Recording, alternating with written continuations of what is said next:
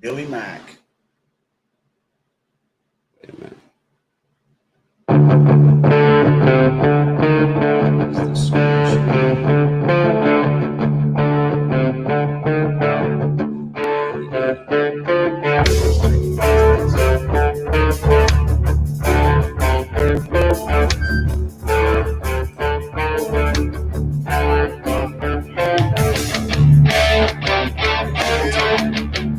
Be there with you on the bill. It's supposed to be showing our intro video right now. Yeah, that's not on this screen.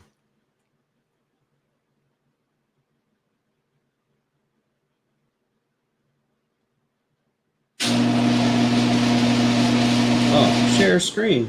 There we go. Now we're doing it.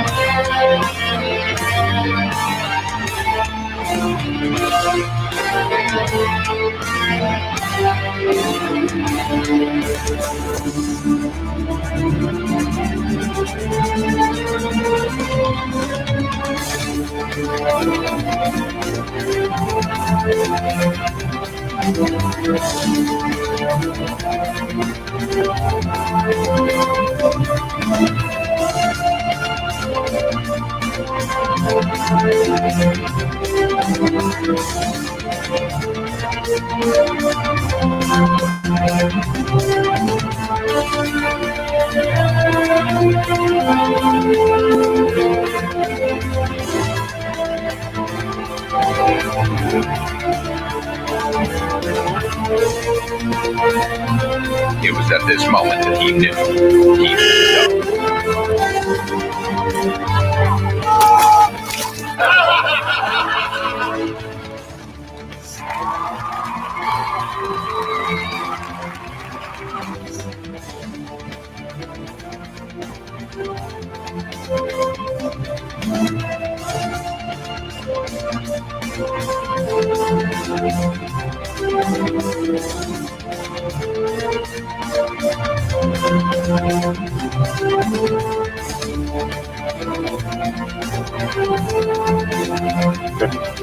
I told you there was a big swim trees.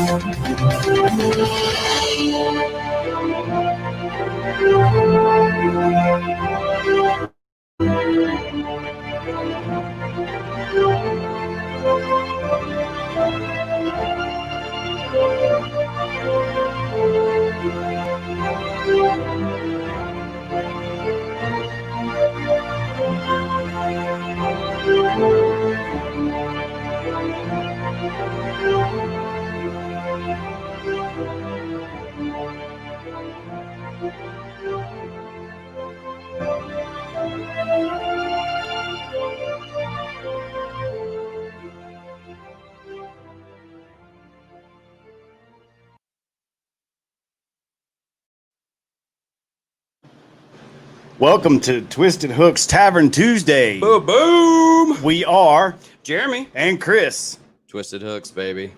fishing team. That's right. We're here as a normal voice for the normal kayak angler. We're here to help with kayak setups. We're here to list what to do and What not to do. what not to do, and talk about anything that will help us be a better kayak angler. That's not just us. That's you. Yeah, all of us. Angler. Be a better angler, period. 100%. Right. I mean, that's what we want to do, right? Oh. Yeah. Yeah. Yeah. And at this point in the show, we always do a cheers. So, Let's bring Bill in and Okay. let's see if he wants to cheers with us. yeah, great idea, bro. Is that okay? Absolutely. So if you didn't know, we got Bill McDonald coming on. Yeah, we need some And hand claps for that. There we go. Woo! We're on the- Hey, what's happening, guys? Hey, Mr. Bill, how you doing, sir? Better than I deserve, that's for sure. Oh. Can't hear you, Bill. No, we got him. Hello. He's just delayed. Oh, You're just a little bit delayed on our Bill. We got you. I'm always delayed.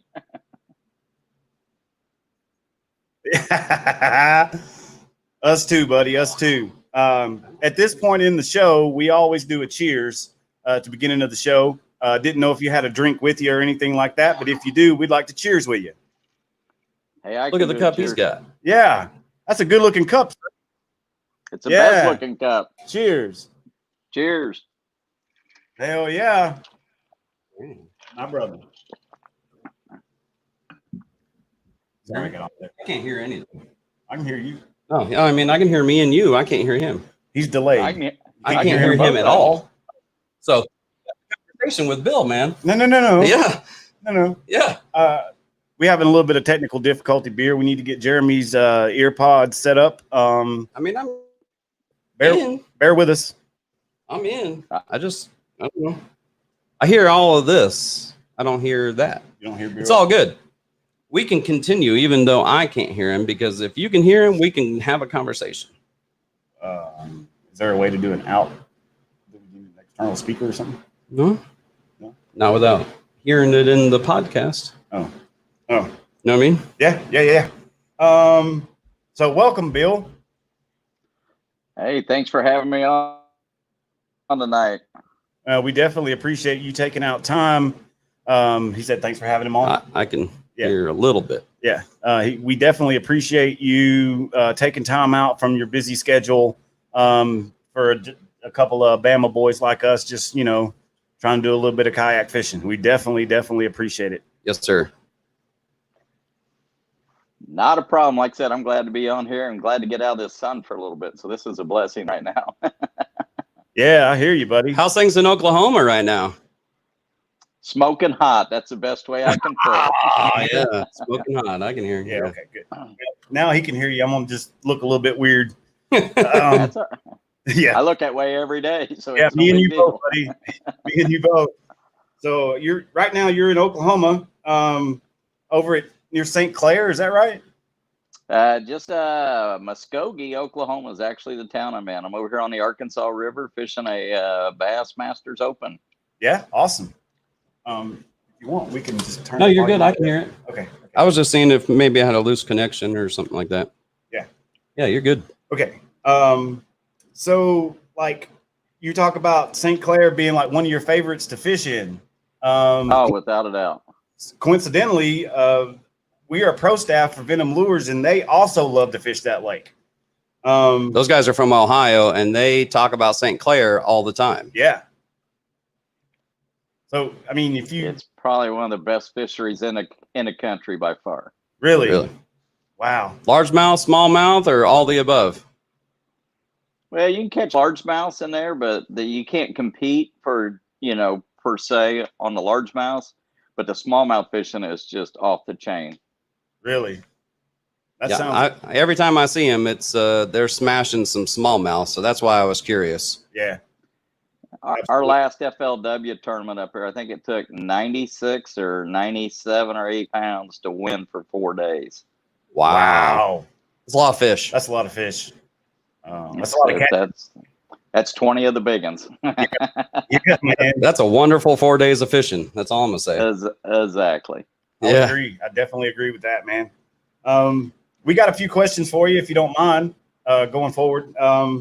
Like being a pro, there's tons of driving, there's tons of research, there's tons of practice fishing, there's tons of fishing long hours, and everything that goes with that.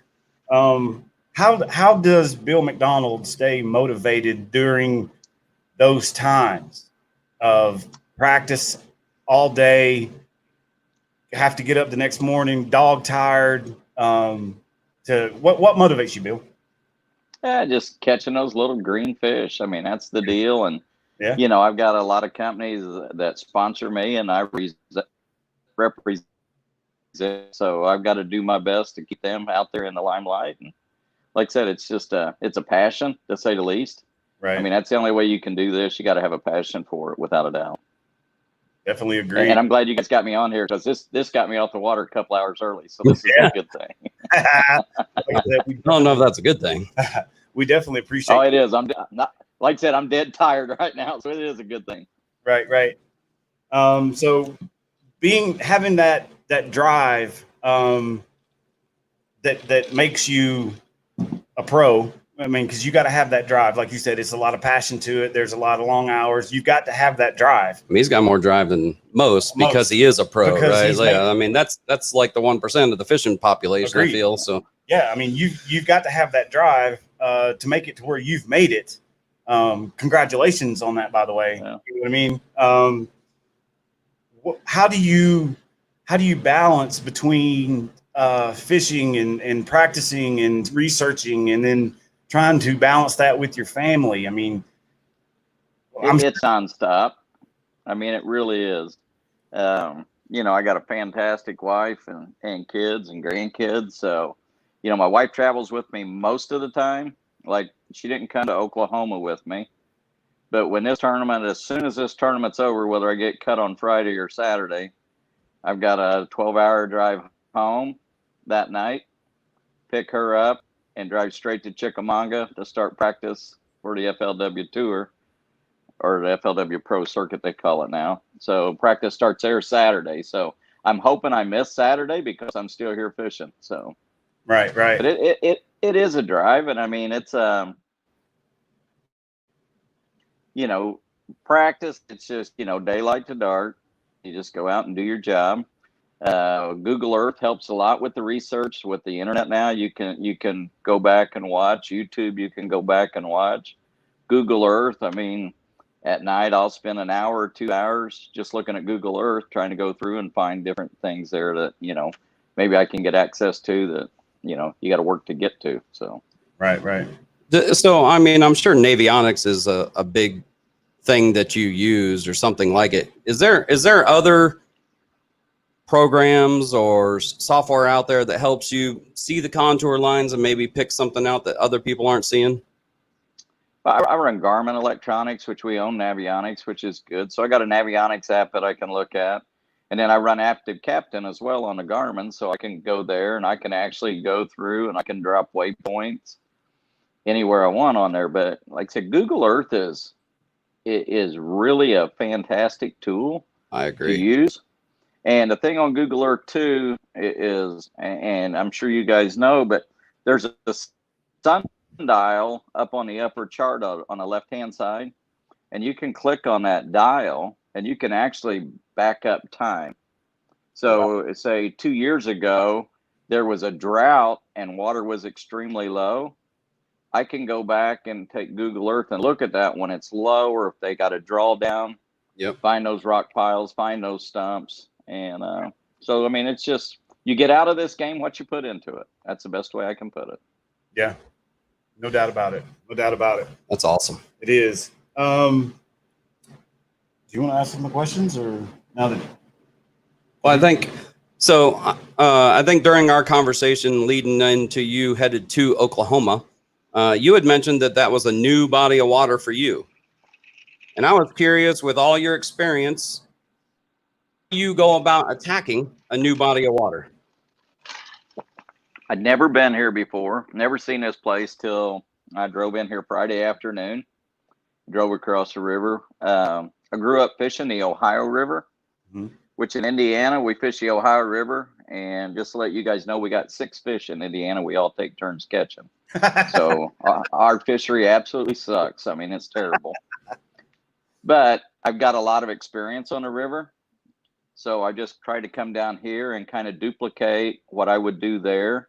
And, you know, I've got a couple buddies that's fished it in the past. So I was able to talk to them too and, you know, put me in a direction. And instead of trying to learn, because you can lock up or you can lock down, I just picked a few areas and I'm trying to go in there and just learn those areas and do the best that I can with it. Right. That's Absolutely. cool. That's cool. You want to talk about Mark's questions? We got a question. Oh, we got something from. Oh, he asked. Chris Marks is one of our board members for North Alabama Kayak Anglers, and he asked if you ever thought about using a drone or don't know the rules during practice, if that's legal or not. On the FLW Pro circuit, it is not legal at all to use a drone. Okay. Not sure on the Bass Opens. Prior to the rule changed, I used to rent either a helicopter or a plane, and I would fly to waters. You know, I'd take an hour and rent a plane and fly. I could learn more in an hour flying than you can really fishing or running all day. So, I mean, that was very helpful. But now we can't do that anymore. So, took that out of the equation. They're going to make it as hard as they can to make it as competitive as possible, right? Right. Exactly. Yeah. So Trinity says, "Hey." Yeah. Hey. Trinity keeps me out here. Yeah. He keeps me rolling without a doubt. There's things that I couldn't do, but now I can do. So absolutely, without some catch some relief, you like I said, I'd be having aches and pains I couldn't deal with. Agreed. Let's take a break from the questions for a second, and Bill, maybe just tell us about you, because we know about you, and I've researched you quite a bit since being told that you were possibly going to be on our show. So I feel like I know you now because I've read so much and watched so many YouTube videos. But for everybody else, what got you into fishing, why you're still doing it this many years later, and maybe how we got together. Yes, great. Many years later makes me sound like I'm really old. I mean, which I am. I started fishing when I was a kid and then took like a 20-year break. So, there you go. Yeah. I forgot to take the break. You forgot to take the break. Yeah. No, I started out like that. I had parents that were very involved in the outdoor. Except we're gonna take a break. Oh no, I'm taking a break from asking questions. Okay. You just to talk about. Okay. Yeah. Okay. No, my parents, like I said, they were in the outdoors, and back in that time, wherever outdoor life or building stream wrote about, we'd take a vacation, we'd go fishing or we'd go hunting. So grew up fishing farm ponds. My parents and my aunts and uncles all rented a house or leased a property that had strip pits on it. So we go fish strip pits all the time. And from there, I just never quit fishing. I just kept on doing it. So for us, go ahead. Sorry, Bill. For my Bama Southern, what's a strip pit? Is that a northern thing, or is that something that I'm just not familiar with? Gravel pit. Strip pit? Yeah. Strip pits, kind of like a gravel pit. It's where they mine coal and stuff out of. Oh, okay. So just a bunch of those lakes and stuff like that. So I got you. Okay. Something we don't normally do around here.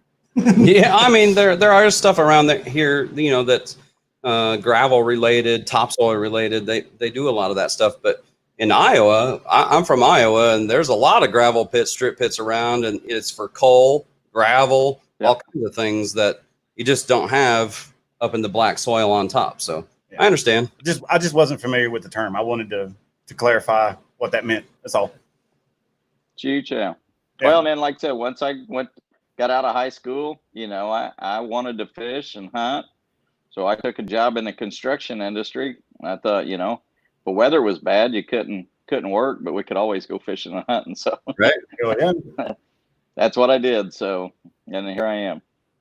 So let's talk about some of the sponsors that you got going on, because I know that you are huge about Lucas. I don't know if you can see the screen we got pulled up. I just have what I thought was your major sponsors. I have another Yep. screen. I'll put you up with every sponsor you got and just you so that you can talk about it. Oh, wrong. Yeah, like I said, by far Lucas Oil.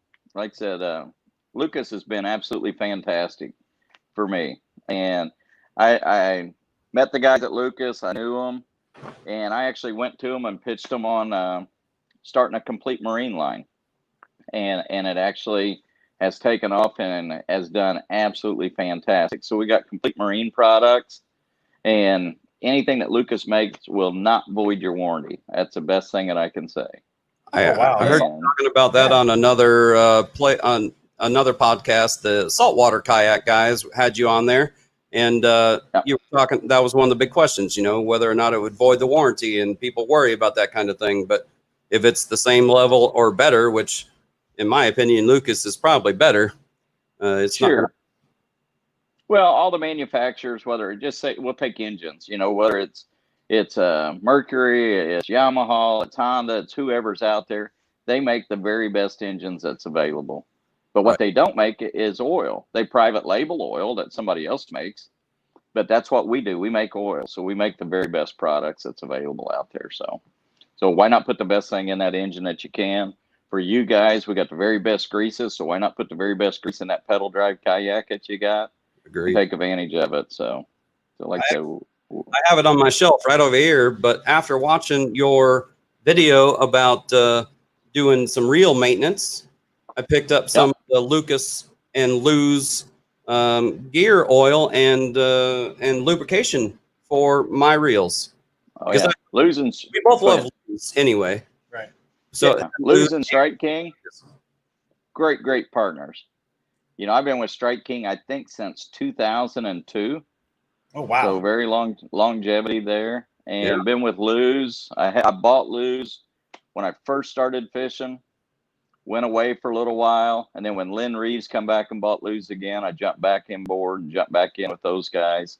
So like I said, I'm very blessed to have the sponsors that I got out there. I mean, to me, I got the very best sponsors that's available out there. I'm sure that's well-deserved, sir. Well-deserved. Yeah. Yeah.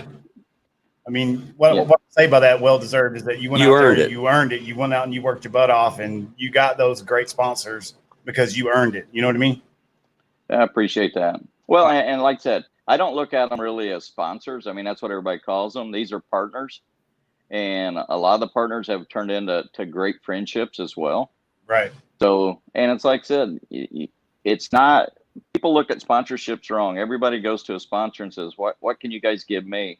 Yeah. That's not the way to do it. It's what can I do for you, And I made sure all sponsors that I have are companies I wanted to be associated with.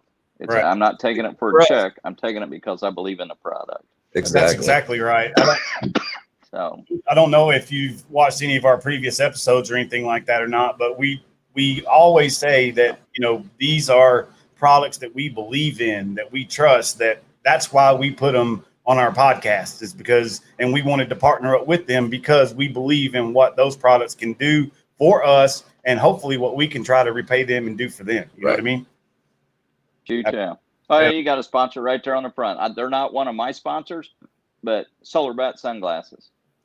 Gary Nesty is a class act guy. Yeah. I've known Gary for years and years and years, and makes, as far as I'm concerned, probably makes one of the very best sunglasses that's on the market by far. So, I mean, look, I don't know but Bill's not paid to say that. No. That's just, he said that was a product he knows is good, but it's not one of his sponsors. You know what I mean? So that's what we're about. He believes in it. We talk about brands that we believe in, even though they're not doing anything for us. We're shouting it at the rooftops because we feel like they're the best around because we've done our research. Right. Well, and Gary supports the industry, and people need to support him as he's not a corporate guy. He's not a conglomerate like a lot of the companies are. That's an independent guy that went out, made it work, and believes in the sport and makes a great product. He needs to be supported. 100%. 100%. Trinity says that he can attest to this to Bill. Went through extensive research before him and Trinity got together? I guess Yeah, I talked to him, and Trinity, like I said, Catch Some Relief is a great product. And we talked, and I said, I've got some ailments. Like I said, shoot, I'm 60 years old, and I run a hard life out here, to say the least. And talked to Trinity, and he said, I think I got a product that'll help you. I said, well, I want to play with it. Right. After using it, playing with it, it helps me tremendously.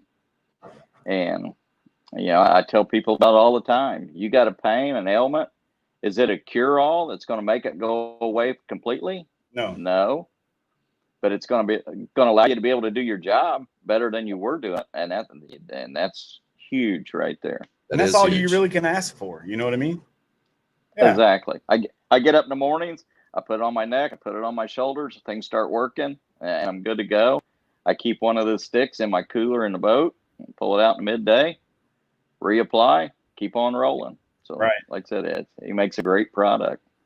Absolutely. So since we're talking about your sponsors, and you have a plethora, if everybody can see them on the screen, how do all the companies that you represent and they represent you, how do they help you in your day-to-day, doing FLW and B.A.S.S pro circuit fishing? Well, I mean, those sponsors, like I said, a lot of them keep me in good product. I'm out on the road. If I run low, I can call and get something. I try to stay ahead of that game, and I keep things, organization is the key to what we do, because like I said, I have to stay organized so I know where things are at. It's be as proficient as I possibly can with what we're doing, because we get X amount of hours to be on the water to fish, and the more productive I can be without having to search and look and find something makes me more productive. And like I said, when I come here to this event, I had to pack for 2 events, and I'm going to Lake Chickamauga, which is totally different than the Arkansas River. Totally different. So I don't know if you can see, I got about 15 or 20 rods behind my head here. Oh no. Are rods that are rigged for Chic that I got stuck in a room here. And then I've got a ton more in the boat. So trying to keep everything organized and ready to go makes it a whole lot easier.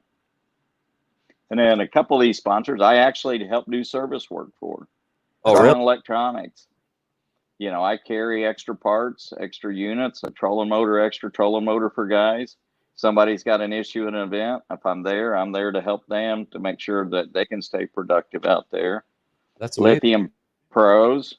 I do the same thing for Lithium Pros. I carry extra batteries and chargers for the guys. If somebody has a battery failure, which knock on wood this year, we've had 0 battery failures so far. So I've changed over to the battery kayak. It makes a big difference. Oh, I'm running 36-volt battery. One 36-volt battery weighs 26 pounds. Exactly. I replace 3 80-pound batteries with one 26-pound. So that's amazing. You can't beat it. So, and like I said, I'm just, I can't say enough about the sponsors I have. I know I'm going to forget people, but General Tire, they keep me in tires. It's something that people don't think about. And I mean, I know you guys pull kayaks on trailers. The failures on trailer tires, 99% of the time, is air pressure. Check your air pressure. Make sure you got some good Lucas grease on those hubs in there, on those bearings. Yes, sir. And as long as you keep that up to date, you'll never have an issue. That's what's up. So I'm not I'm not trying to just throw a plug out there, but we redid both our kayaks over the downtime of, winter time. It wasn't really downtime. We still fish. We just weren't doing it every weekend as much. But I redid both trailers, all 4 hubs with the Lucas Marine. I just feel like that's probably the best product out there. It is by far. So we're talking about all these rods behind you and all your rods on the boat. I'm sure you got quite a few on the boat as well. Oh yeah. For a new body of water like you hit this week, do you have a go-to confidence rod reel bait combo? I do. There's two rods and reels I never leave home without. That's All what my reels are Hyper Mag reels from Lew's. And then most of my rods are the Ledge series, Custom Pros. okay. Mark Rose Ledge series from Lew's. But the two rods, I got a worm jig rod that'll have a Hyper Mag on it, and I'll have a B.A.S.S 1 rod that'll have a Hyper Mag reel on it. And the jig rod will probably have as a general rule, it'll probably have some type of Rage Bug or Rage Crawl on it. Nice. And then the B.A.S.S 1 rod will have a Thunder Cricket on there with a Rage Swimmer on it. That's good stuff. And you'll never get my boat when those two's not. They will be in my boat from January till I quit in November. Exactly. We get asked, because we're not big time anything, right? We're just local kayak guys, and we try to do some different stuff here and there. I was actually fortunate enough to be able to do the very first ever B.A.S.S kayak tournament in Lower Alabama or Middle Alabama, I guess, earlier this year. I felt, really proud that I was able to take off work and go down there. But a lot of our friends and family and people that watch, they're beginners. There are guys that are on our level and even better than us. But a lot of them are beginners. And a lot of what we get asked is, what can I just start with? You know what I mean? Like, what's the best beginner outfit sort of thing? So, I think what you just touched on was great. Great segue. Yeah. Well, they've got, Lew's has got a series of rods and reels at every price point. And what I try to tell people is buy the very best that you can afford. Yeah. Don't buy something so good that you can't afford to fish with it. Exactly. So, they've got a price point for everybody. And in the fishing industry and in the hunting industry, you kind of get what you pay for. Agreed. So, things cost more. There's a reason they cost more. But do you have to have a $300 rod and a $300 reel? Absolutely not. Lew's has got all those mock combos. Yep. The Smash, the Mach 1, the Mach 2. Where you can, for $179 or something like that, don't quote me on the numbers, don't be yelling at me, but somewhere around that $159, $179, you can go buy rod and reel combo that I would fish in a professional tournament with. Heck yeah. We've been saying it for years, and just in our regular fishing and stuff we do, for the money, I feel like Lew's is the best. Agreed. I have thrown money into some expensive stuff. We both we went out, and when we said we're serious about tournament fishing, we both went out and dropped quite a bit of money on some serious setups. And I feel like Lew's comes in at probably 30%, 40% cheaper than that stuff that we bought, and its quality is on par with it. Agreed. Yeah, I'll say the name. Sorry, Bill. Go ahead. We'll say the name. Go ahead, man. The set or anything like that, but we both dropped about a $500 combo set. Yep. And then we went out, did some research. Jeremy did probably more research than I did. He's that type of guy. He's a research guy. And we found something equivalent through Lew's for probably half that price. Oh yeah. And Lew's supports the industry, whether it's the American Hero Series. They give back to the veterans. They got their support in the high school programs. They support all the way across the board. And I want to be associated with those companies that's giving back to the industry, not that's just taken from the industry. That's what I'm talking about. Yeah, that's exactly what we're talking about. Hell yeah. That's what's up. Good stuff. Yep. Very good stuff. And like I said, you guys have no idea how blessed you are to live in Alabama and have a state that promotes fishing. I know the Alabama Bass Trail. Oh yeah. That's down there that K&M run. That's a phenomenal deal. You were in Alabama a couple of months ago, weren't you? February time frame? Yeah, we were there in March, Lake Martin down there. We don't want to talk about Lake Martin. I had a crash and burn event there. That was not a good event for me. Over that part, sir. So we also heard that you were big into kayaking there for a minute. Is that correct? Oh yeah, Eric Jackson, good friend of mine, and like I said, we did some stuff there. I've done a couple shows on kayaks. I like kayaking. It's just finding time right now is a struggle for me. But with the kayak, you're so more accessible to places. Well, you're also much ahead. limited to places. Yeah. You know what I mean? Yeah, I mean, I can't put a big boat somewhere. I mean, there's some places I'm down here right now in the river. I wish I could fish out of a kayak, because I can get to some places nobody else can get to. Right. But the thing of it is too, it's kayak fishing is affordable. Agreed. Yeah. I mean, that's the deal right there. I mean, right now my boat's sitting out here in front of me, and when you got $100,000 rig sitting there with everything in it, I mean, that's not something that everybody can do. No, and not at all. That's why we got kayaks instead of a boat, because it was just more affordable. It's like the fastest growing deal going right now by far. I definitely agree with that. I would probably say in the last 6 or 7 years, the kayak industry has quadrupled, if not whatever comes after that. I mean, it's gotten huge in the last 6 or 7 years. What you guys need to do is put your Garmin live scope on those kayaks. Trust me, I thought about it. The problem is, when I'm trying to afford everything else that's on my boat. I get it. I get it. Buy what you can afford, like I said earlier. But yes, sir. Right. Yes, sir. At some point, that probably will be on my kayak or whatever. But yeah, that is amazing technology. I guide some too when I'm not at tournaments, and I had a guy out the other day, and I'm like, throw that bush right there. He goes, how do you know there's a bush right there? I can't see it. I said, well, look right here. I said, look, there's 3 fish there by that bush. And then he was like blown away. Well, I get here to Oklahoma Friday night. He calls me. He goes, okay, dude, I want to buy a live scope. What unit do I need? What transducers? Nice.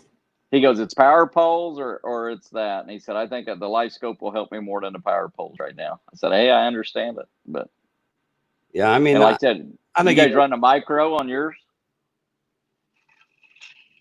Do you guys have the micro power poles on your kayaks? A lot of guys do, but we don't. We don't. Yeah. That's another cool deal. That's the thing about being in a new canoe, Bill, is, we can rotate and sit in any 360 degrees. Yeah. Just like in a boat seat, the pedestal seats that are on the front and back of a bass boat. A lot of guys, sure.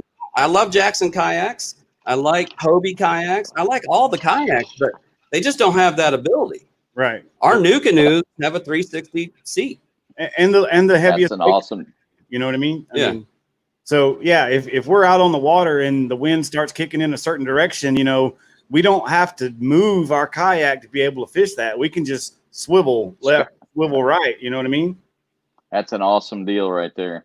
Yes, sir. Yes, sir. And like I said, it's so cool to keep seeing the innovations that's coming out of these things. I agree. Yeah, and ours are probably 3-4 years old at this point. I mean, we're 2016, 2018, something like that. Your model. So mine's 2017. Yours is 2018, I think, right? So we're a couple to 3 years, behind the newest model out there right now. Right. And we're still out there. We still love it. We still love it. Want to go. We still have the desire to go. We're comfortable with the help of with Trinity some days. You know what I mean? But we're still comfortable. We're out there. Sure. You know what I mean? Yeah. It's awesome.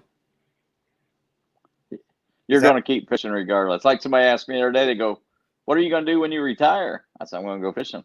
Right. Exactly. Until deer season comes. Then I'll go deer hunting. So there you go. Right. I love it. I do too, man.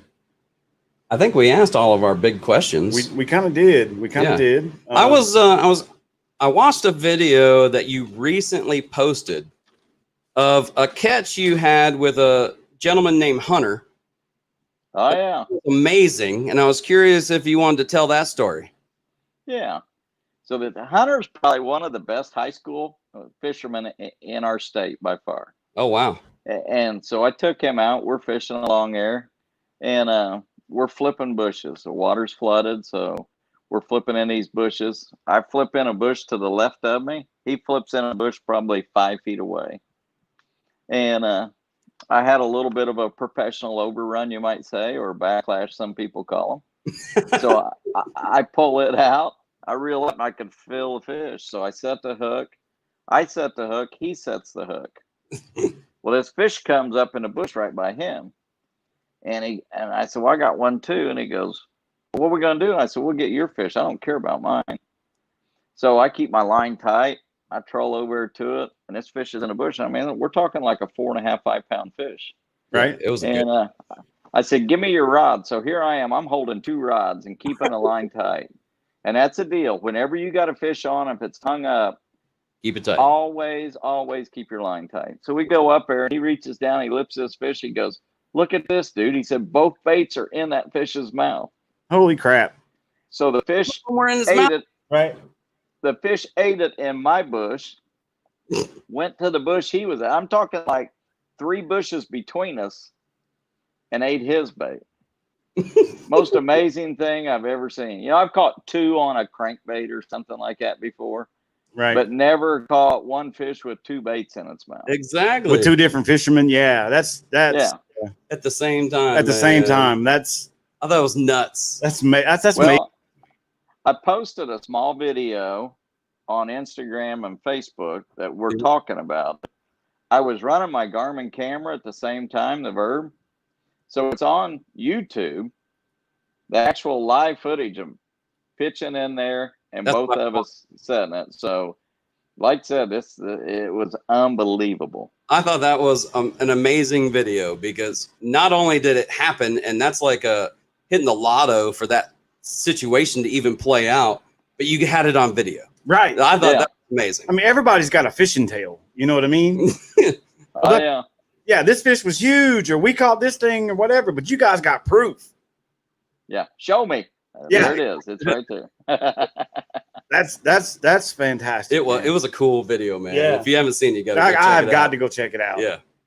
I got to go check that out. McDonald Fishing on YouTube. It's right there. B-Mac Fishing. Got you. I'm all in. I love it. I'm all in. So Where's your guys' next derby at?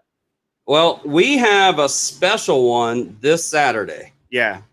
The last 2 years, this is the 3rd year that we have done amongst us, and now we have opened it up to whoever wants to join. They've been private. Now this year we're going Right. public with it. Saturday morning from 6 a.m. to 11 a.m., we're doing a kiddie pole challenge.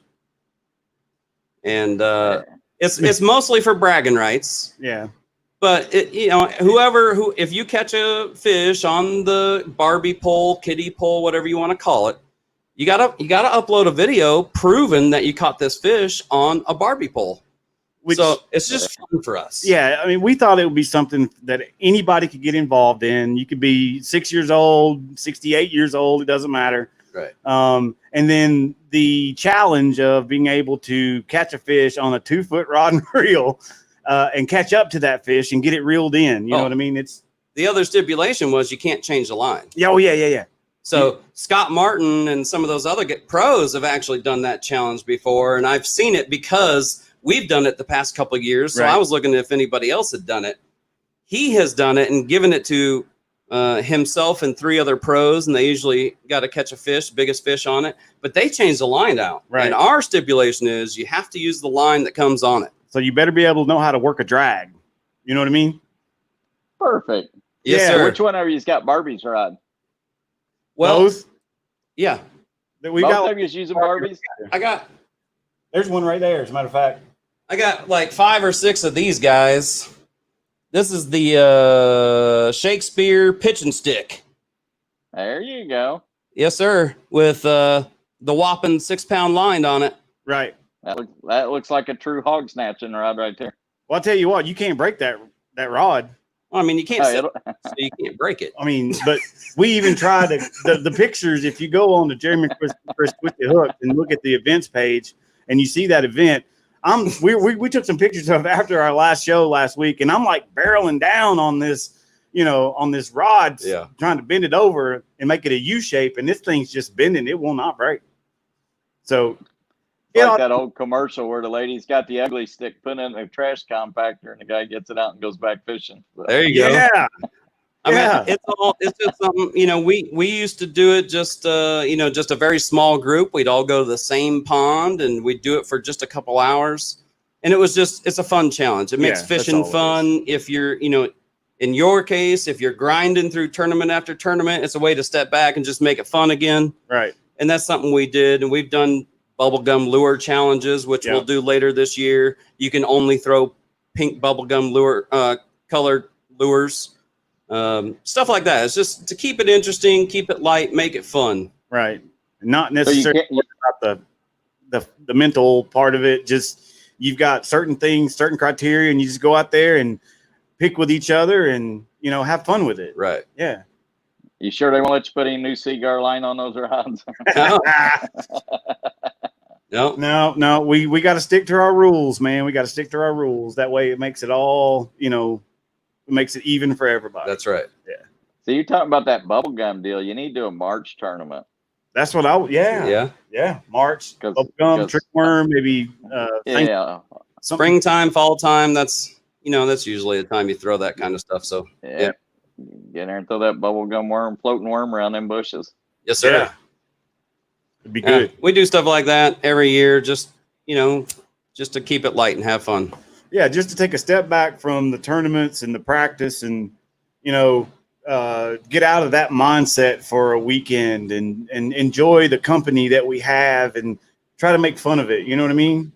Oh, yeah. You got to laugh. You got to have fun. Yeah, absolutely. Absolutely. I'm my biggest problem when it comes to the tournament season because I get into reading about lakes and depth charts and what the water temps are, what the fish are doing, looking at fishing reports and seeing who won what and how and they did it. You know what I mean? So I get very much in my head and get very deep in everything, and then I forget to take a step back for a minute, make it fun again. Yeah. Well, you made us mention something right there that a lot of people don't do is check water levels. That's a big deal. I mean, those lake levels, I want to know if it's coming, it's falling, what it's doing. I checked tonight before I came in here. The water's dropped 4/10 here in this pool that we're taking out of. So like I said, it looked like it on the banks. So I just want to double check and make sure. And that kind of tells me why them fish are a little bit off the bank right now because that water's falling. Tennessee Valley chain of lakes or reservoirs, whatever you want to call it. If they're pushing or pulling water, it can make a place that you were thinking about going unfishable. So exactly. You brought up something there, which triggered a question in my mind. If the lake, or let's just say body of water, if you will, is lower or higher than what is normal pool, how do you adjust? If it's higher, I can see where you would make adjustments in certain areas, but as far as lower goes, how do you adjust to that pool being lower? Well, the fish pull out. I mean, water goes up, the fish go up. Water goes down, the fish come out. Yep. So, like right now here, a lot of those fish, for me anyway, are not on the bank per se. They're off the bank a little bit. Maybe that first piece of wood that's off the bank is key. So, like I said, you need to pay attention. Because, guys will say, well, man, the water's dropped a foot. Well, it might not have dropped at all, or it might have dropped 1/10 or 2/10. Just like here, 4/10 dropping. I mean, that's almost 6 inches. Right. But to look on the bank, I mean, it looks like a whole lot more, but it's not that much more. I agree. When I did that B.A.S. tournament, Logan Martin, the water went up 3 feet from the time I looked to midday. Oh, yeah. I fished one at Smith Lake down there, and from the time I got there, practice started on Sunday. By the time the tournament started, it went up about 5 feet. Wow. So, crazy. It changed. You have to change with it. So, right. Kind of go with the flow, so to speak.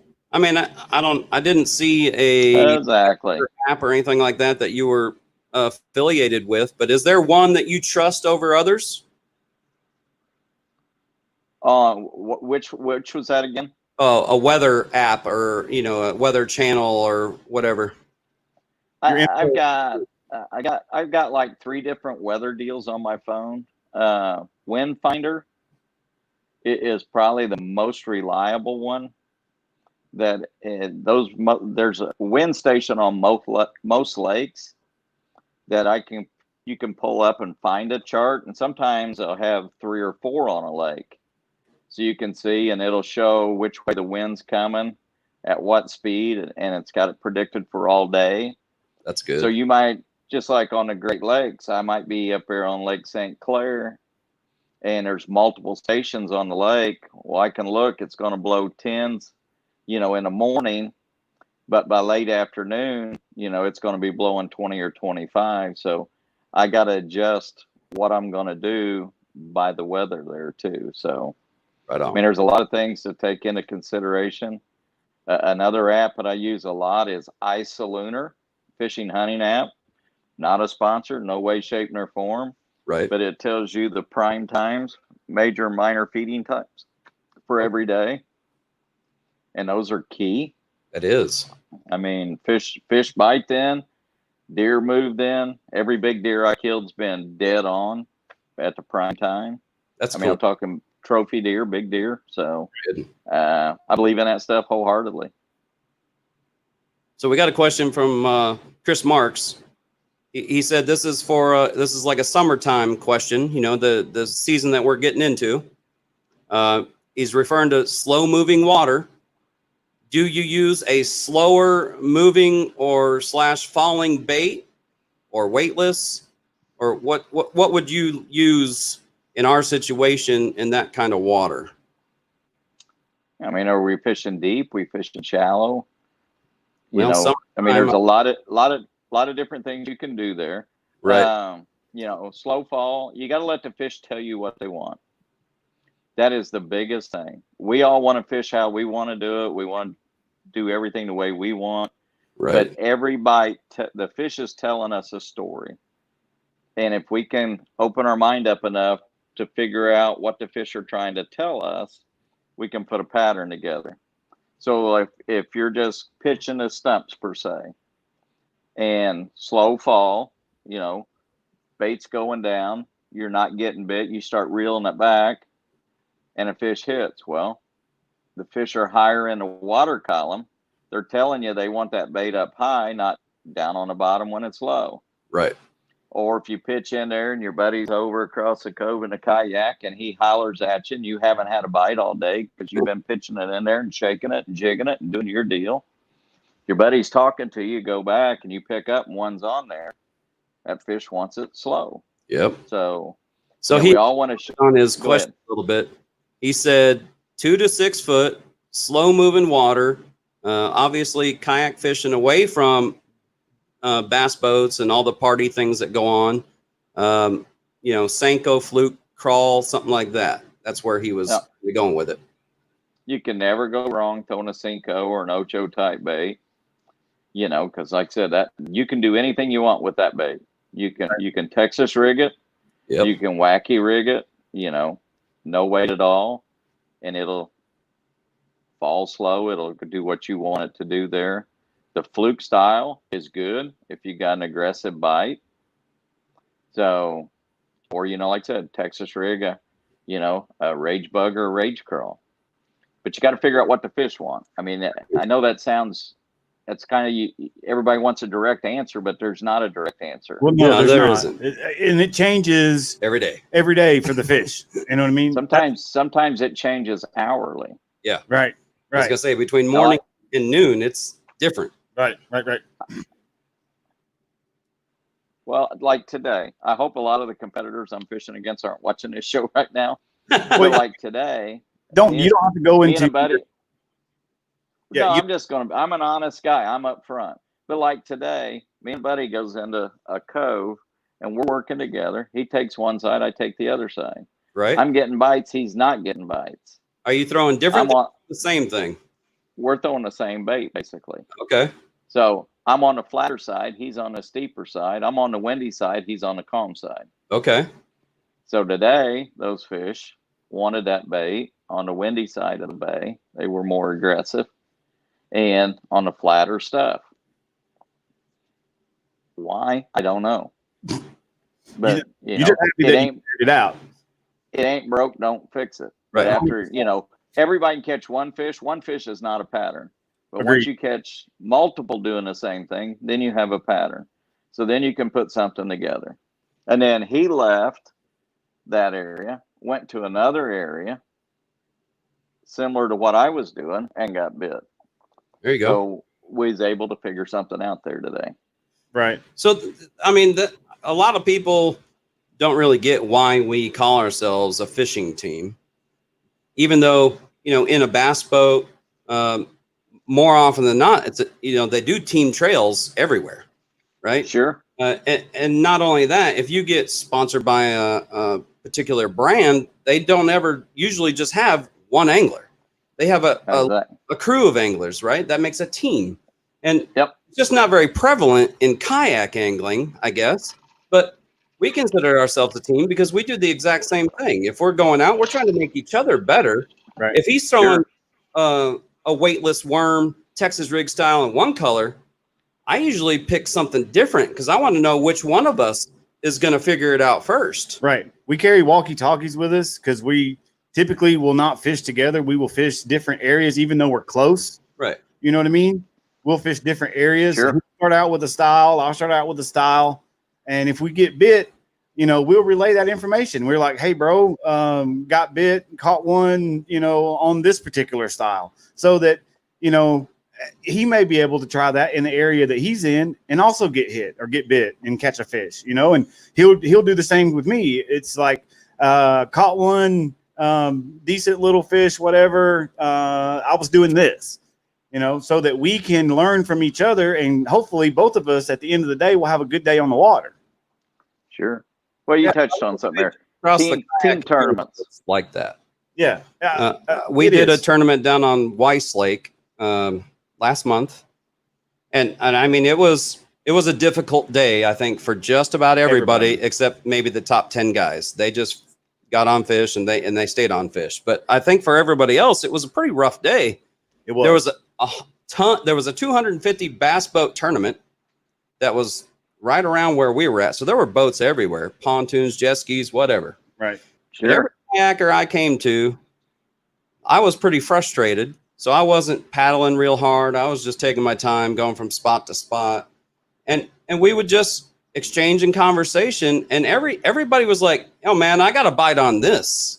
You know what I mean? Like, he didn't care that I was competing against him. And I didn't care that, that he was competing against me. We just shared some information. I think that's a little different in the kayak world than the pro bass boat tournament world. What's really funny is on the pro side, for the most part, guys are very open. I mean, you might not think so, but I mean, we're fishing for $100,000. Right. And as I don't ask somebody where they're catching their fish. Exactly. Right. I'll ask them how they're catching their fish. Right. Yeah. And a guy says, I'm catching them 2/3 of the way back or on the last bend on the way back in a creek. I'm catching them in 6 to 8 foot of water. That's all I need to know. I don't need to know where. Right. And then I can go from there. But then you go home and you fish a little jackpot. And I mean, it's like guys will cut your throat for a fruit jar tournament. It's like, come on, guys, lighten up a little bit. Have fun at it. Right. No, my deal, I always tell them the truth because they think you're lying anyway. Right. And I might even throw them a handful of baits. Here's what I'm catching them on. And you can see them looking at each other like, oh, he's full of crap. He's jacking with us.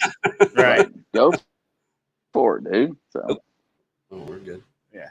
Well, that's cool. So, I mean, my only experience with people at your level is watching it, YouTube videos, watching, stuff that's televised, stuff like that. Well, I mean, and it seems like some of the pros that they get around a certain person, there's a lot of animosity in there, and they are not shy to throw some shade. Yeah.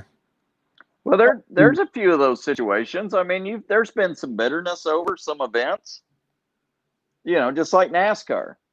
You know, Yeah. that guy that spins you out and puts you into the wall, Yeah, agreed. the next event, I'm sure he's not going to be so individual happy for you. Yeah. But if you treat a guy with respect Right. and you honor his water, 99.9% of the time, he will reciprocate that back to you. The Right. guy that comes in on somebody, Right. and we're not calling names out, but those come out pretty freely. And everybody knows who those guys are. Agreed. And, you know, the other part of it, I mean, this is a business. And for $100,000, you know, there's some guys that don't have the morals, don't have the scruples to do what's right. So My I mean, philosophy is you always do what's right and it'll work out in the long run. I agree. Agreed. We see it, I think maybe I see it more in our world just because that's what I'm truly focused on. But do you see a lot of cheating at your level? No, not really. And I mean, we have Lighty or polygraph Right. randomly, and you have protest. So there's some protests from time to time that goes on, and you just gotta, you know, do what's right. I mean, it's kind of funny because, like I said, 90% of these guys are most stand-up people you'll ever see, and we have guys that call the tournament director and says, "Hey, I just screwed up. I did this," and you know, we'll take a penalty, and maybe they could turn a blind eye and nobody would know. But instead, you know, you got to lay down the pillow and you got to look in the mirror, do what's right. Having those morals. Yeah, it's cool that they are that way. Like, I feel like if I ever get to that level, or even at my level where I'm at now, I feel like I want to be around guys like that. I want to be around women like that. You know what I mean? Just exactly in general. Right. Well, I got a roommate that I room with. You know, we travel together. Greg Bohannon, the Pringles boat. Everybody loves Pringles. Greg's the most upfront guy there is. And like I said, we've roomed together for a long time. We rent houses everywhere we go. This is my first hotel stay at a tournament in probably, I don't know, 3 or 4 years. And it's driving me nuts. I hate hotels. So like I said, we always rent a house. We stay there. We cook in. We don't ever go out to eat. We keep it as low key as possible. That's cool. I like that. It is. Bill, I don't know if we're keeping you from going to bed, but I have thoroughly enjoyed our conversation. Me too. We always do a couple different segments. We do a Venom Tackle Highlight because we're pro staff for Venom. We also do the basics every week for, like Jeremy alluded to earlier. We've got a lot of guys who are beginning to do this. They've started watching our show. They're friends of ours. They really like it. They've gotten into fishing, and they ask a lot of back to basic style questions. And this wasn't part of the script, but I feel like you can't go wrong with his knowledge. You can't go wrong with your expertise and your knowledge. And this was part of our back to basics. Rob Moore up in Iowa, which is part of our Iowa crew that watches every single week religiously, sent us a message in Messenger, and he goes, as far as windy conditions go, I mean, and I know that he says in a kayak because that's what he fishes out of. Right. But windy conditions affects boats just as much, maybe not as much as kayaks, but they still affect you. He was wanting to know, and we'll expound on this a little bit later as far as the kayak part of it go, but how do you adjust in those 20, 25 mile an hour winds? I mean, what would you recommend for somebody who is just getting into fishing that's out there and is having to deal with a really windy day? How would you kind of like guide them into what would benefit them the best to be able to catch the most fish in that condition? Well, the wind is your friend in most circumstances. You know, fishing the windy side of the lake is good. Throwing a thunder cricket or a vibrating jig or a spinner bait under those type conditions, or a crankbait, is usually the best on those. And keep it simple. You're talking about back to the basics? Yes, keep sir. it simple. You know, companies sell 4,900 colors. okay, because they can. Right. Right. You know, I've got sponsors that hate me when I say this, but keep it simple. You know, whites, green pumpkins, and black and blues, you know, that keeps it really simple. I agree. And then shag color, maybe a fire tiger type color on the crankbaits, keeps it simple. You know, don't get crazy. Don't go out there with, you know, I see guys like, oh, I got 49 different colors of that bait right there. I don't know which one to use. Well, I don't either. It's too complicated for me. Right. But on those windy deals, like I said, if you get a spinnerbait, you can get white or get white and chartreuse, or they make a chartreuse and white and they make a white one. So keep it simple. You know, you might do silver blades, you might do gold blades, or Colorado and a willow leaf, that little bit. But, you know, other than that, keep it simple. That's cool. We definitely appreciate that. Thank you, Bill. So not a problem, guys. So is Thursday tournament day? Tournament starts on Thursday. All right. So tomorrow I will not practice. We have a registration that we got to go register at, and I'll work that for Toyota tomorrow. That's and cool. Then I'll just get my tackle ready. I mean, you can fish till noon tomorrow if you choose to, Right. but I'm going to choose the time to rest and sleep and get everything rigged back up and get my body charged back up. I'll probably go find some Pedialyte tomorrow and There you go. drink me a bottle or two of Pedialyte and get charged back up with some electrolytes and get ready to go on this Pedialyte. marathon. Great. It is. It is. It's not just for kids. Trust me. No, there's a commercial out down here that there's a dad sitting in front of a refrigerator with a Pedialyte bottle, and the little girl comes in. She goes like, "Hey, that's for me." He's like, "I'll buy you a pony. We'll talk about it later." You know? Exactly. Yeah, but yeah, it's definitely great for everybody. Is it going to be televised or live on Bassmaster website or anything? They'll do a live weigh-in on Thursday and Friday, and then they're going to actually have live cameras in the boats on the top 10 that make it on Sweet. Saturday. Well, And good. then next week we'll be at the FLW at Chickamauga, just up north of you guys there. Yes, sir. And actually, the MLF guys, we got 56 of them that's joining us, going to fish with us, and we'll be live all 4 days on that event. And I'm trying to think, practice Sunday, Monday, Tuesday. So tournament is Wednesday, Thursday, Friday, Saturday. Wow. So we'll have live coverage on all 4 days there. How can we, if anybody's out there watching our show right now, or us, either one, how could we get in to watch that? Is it on? Just go to bassmaster.com for the one this week. Okay. And they'll have a live segment there in the afternoon that you can watch. And next week you can go to FLW and click in there, and they'll have a live segment there that you can watch. All the weigh-ins will be live all day long, and then they'll actually have live coverage all day on the FLW. So you have 4 days of live coverage. So your boss ain't looking, punch it up on your computer, put your earbuds in so you can't hear you, and enjoy it. Watch it.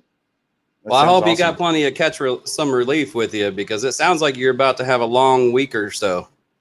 Oh, I do. Trust me. If not, I got Trinity on speed dial. So, but you know, guys, too, the lip balm that he's got, the sunscreen lip balm, works great. And like I said, it's not snake oil.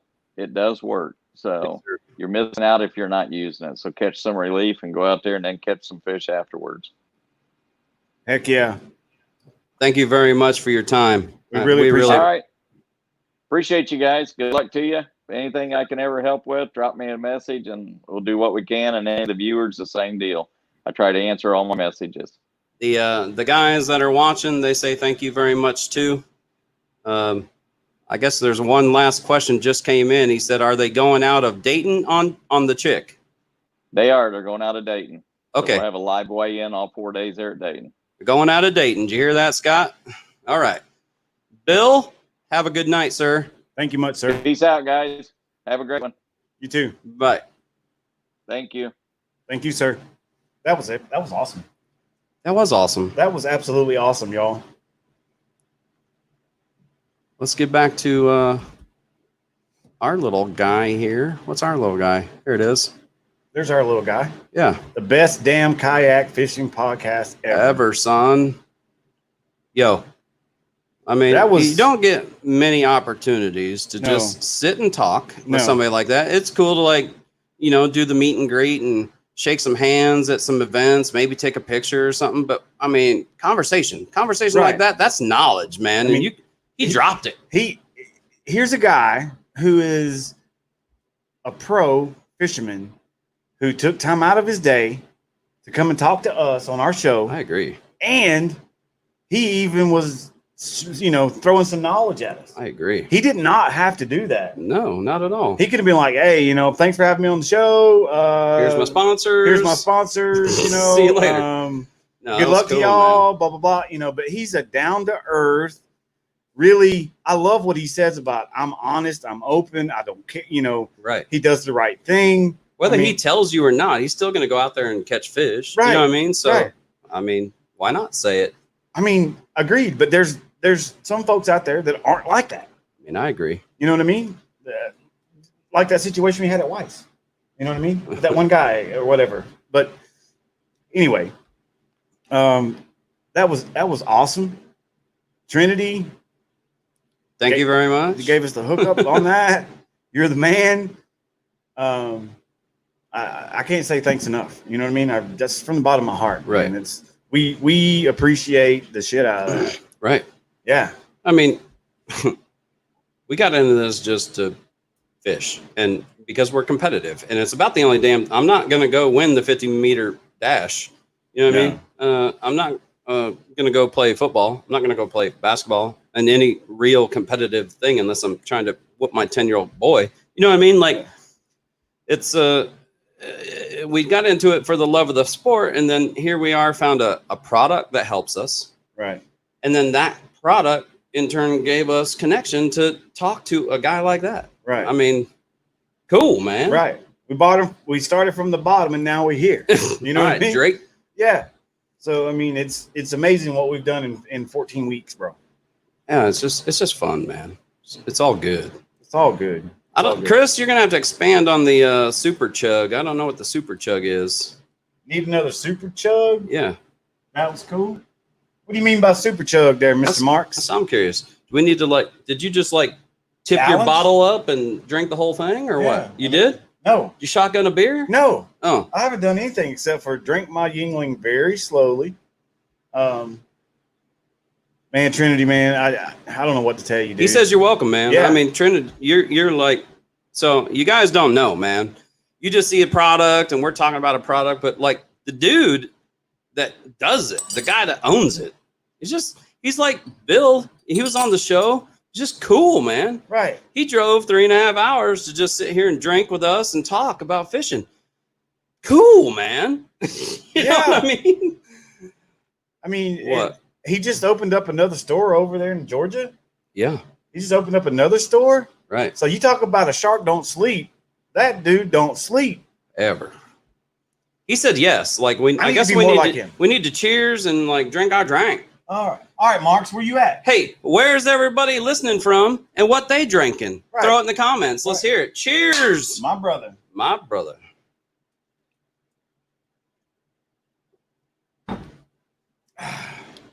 Ryan Man. says he needs to learn how to fish. He hasn't caught crap the last 2 weeks. Well, you got to keep. You Or got to the keep last going. 2 times he's been out. You Last got to 2 keep times. going, man. There's times that happens, and you get skunked, if you will. What do you say? He says you got to tip back and count to 4. Oh, I do. He's talking both of us. Oh, I tipped back, and I thought Yeah. we were just drinking till we wanted to drink. Amy Rambo's from Washington, and she's drinking Guinness. Oh wow, she likes that stout stuff. Like a thick. Pain cream, watching you. They're working right now and That's still what I'm listening saying. to us. He's a shark that don't sleep. Yeah. This dude is making CBD pain cream right now, watching the show, doing what he does. That's You know cool. what I mean? It's cool. You can't cheers us with a frozen pop. And for all you Southerners, minute. pop is a soda. Are you talking about like frozen popsicle? No, pop. Like in Coke. As in Coke or Yeah, a or a soda. soda Yeah, or- soda pop. Yeah, got you. How do you In Iowa, it's a pop. Agreed. How do you drink a frozen pop? It's like a slushy. Oh, okay. Oh, there's Scott's got my money right Yeah, there, Jack son. and Coke, son. Yeah, baby. He says, Ryan says, thinking it's time to go to the pond. I mean, I thought you went to Interstate Pond there a couple days ago. Why don't you go? How did you not catch a fish in a pond? I mean, how far do you live from that pond that we went to fishing when we were up there last summer? And then like 10 minutes. 10 minutes? Yeah. You need to be on the horn with old dude and get you some permission to go over there. Yeah. And take you some of the baits that we fished with, frogs, trick worms, stuff like that we all caught fish on. Even your boy Zach got up there and caught him a big old fish. What'd he say? We got Trinity says, guess who I talked to today? I'm not falling for that again, buddy. Not falling for that again, buddy. You got me once. Shame on me. Yeah. Not happening today, Captain. Bounce it on us anyway, Trinity. Yeah, go ahead and tell us who you talked to today. Who'd you talk to today, Trinity? 5 miles. Yeah, that's like 10 minutes in Iowa. He said he did. Ryan said he did, and it was horrible. He went to the pond. He threw worm, and it was horrible. Didn't even say it. He just laughed. He knows what we know. Yeah, we know. We already know, son. Yeah. Yeah. Man, I'm just getting over that whole deal with Bill, man. It was a good bit. It was very good. It was very informative. We didn't have a lot of comments coming through on that part. I'm hoping it's because everybody was listening. Yeah. And because like Jeremy said, you don't get very often where you can sit there and talk to an active pro fisherman on a show like this and him drop the knowledge that he was willing to drop. You know what I mean? It was epic for me. Yeah. So Trinity says we're fast learners. We'll drop a little knowledge on you as well, because we just had a great person on the show, Bill McDonald, FLW Touring Pro. On the 30th, we will have another FLW Touring Pro call into the show. It won't be video. It will be audio, though. Right. Hunter Freeman. I mean, how cool is that? I mean, where's... I mean, we got to get you better at those, bro. 2018 college national champion bass fisherman. Right. Okay. Now touring with the FLW. I mean, Scott, the program that I use to stream here, it throws comments from YouTube and Facebook all in one comment section. So yes, I am watching the comments from YouTube. I don't think hardly anybody ever talks to me from YouTube, though. Not many, anyway. It's mostly Facebook. I had one. There was one comment earlier from YouTube, I believe. Yeah, one out of about 75 so far that we've seen. Ryan says, not the Bell Pond, which is the one that you're referring to. Oh, no. You got to go there. But the four of us all tried something different and didn't get nothing. At the Bell Pond? No, at the Interstate Pond that they tried Saturday. Oh. So they all went shopping for their Barbie poles. Did they? Ryan... I don't know which one he got. I think he commented, said he actually has the real Barbie pole and it lights up. Really? Yeah. Yeah. Well, that's pretty cool.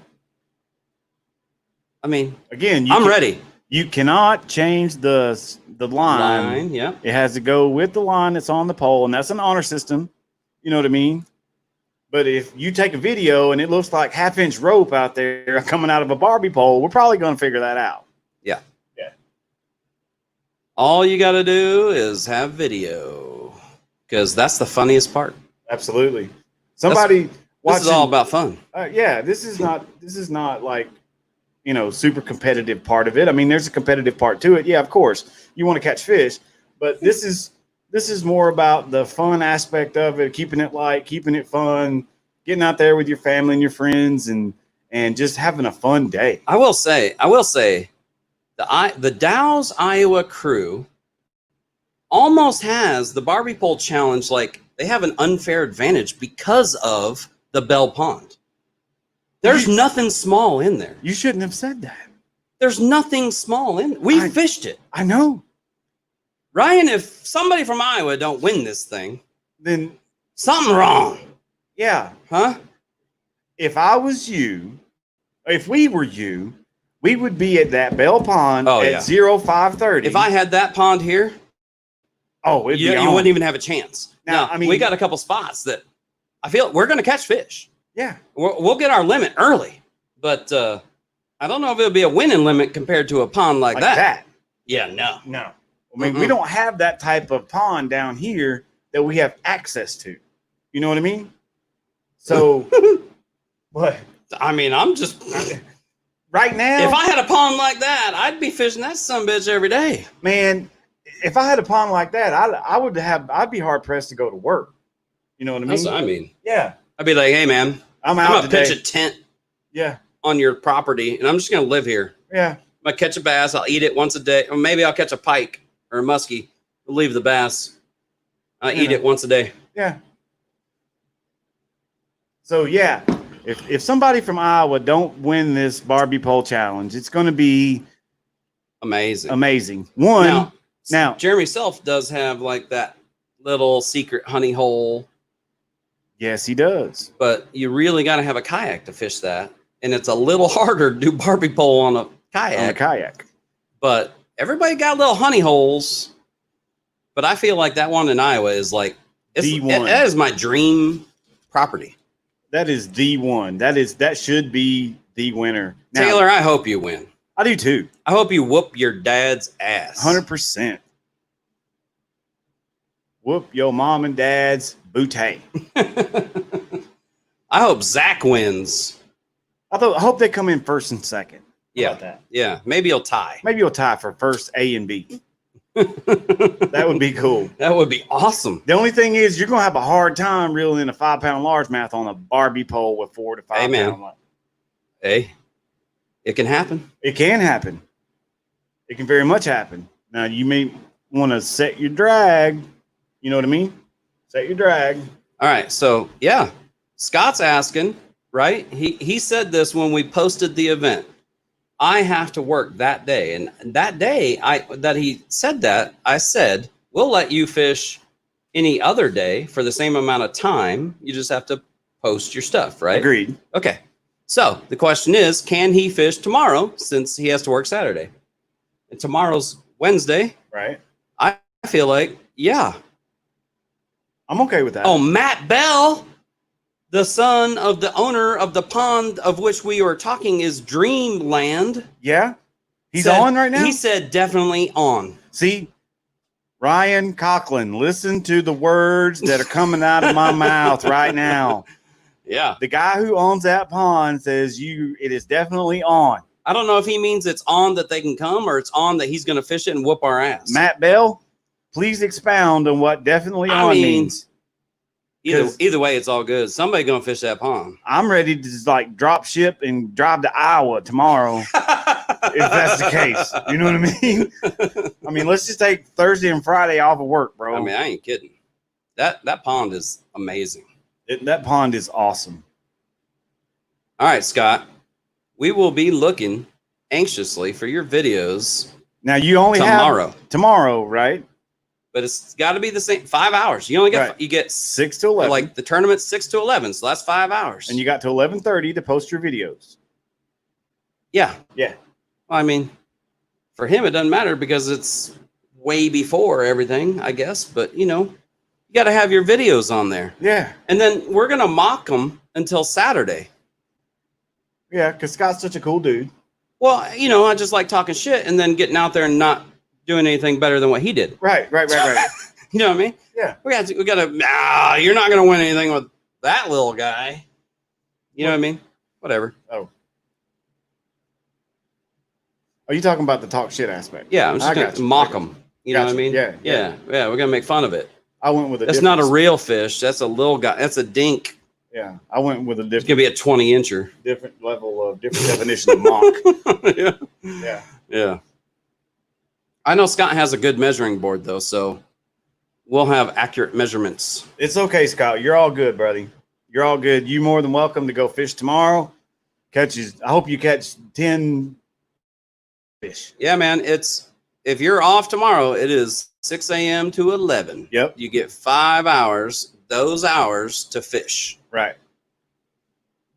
So good luck, buddy. Hope you catch monsters all day tomorrow. He says it like wherever he's fishing is not close, and he's going to have to get up really early. Well, I mean, you know, everybody's got their choice of where they want to fish. Oh, well, he said he was planning midday, maybe, but 5 hours max.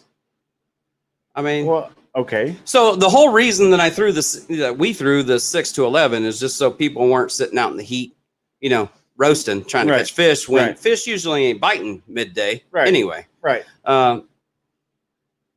I guess you just have to show us like when you start and when you stop, man, and have some kind of time stamp on your videos or pictures or whatever it is you upload. So, we know that you didn't fish for 8 hours. Right. I don't know. You see what Matt Bell just posted? He said, come up anytime. Ryan Coughlin said, you're coming up around Christmas and we'll get you on the ice and fish. That's what's up. I mean, I don't know when I'm coming. I may just fucking drive up there 4th of July just because I fucking don't, I don't know. It's probably not going to happen just because I don't have any vacation. But yeah, I mean, I want to come back to Iowa, but the whole COVID bullshit made me spend all my vacation. So yeah, one way or another, I'm going to come back to Iowa at some point. Right. And when we do, we want to go damn fishing.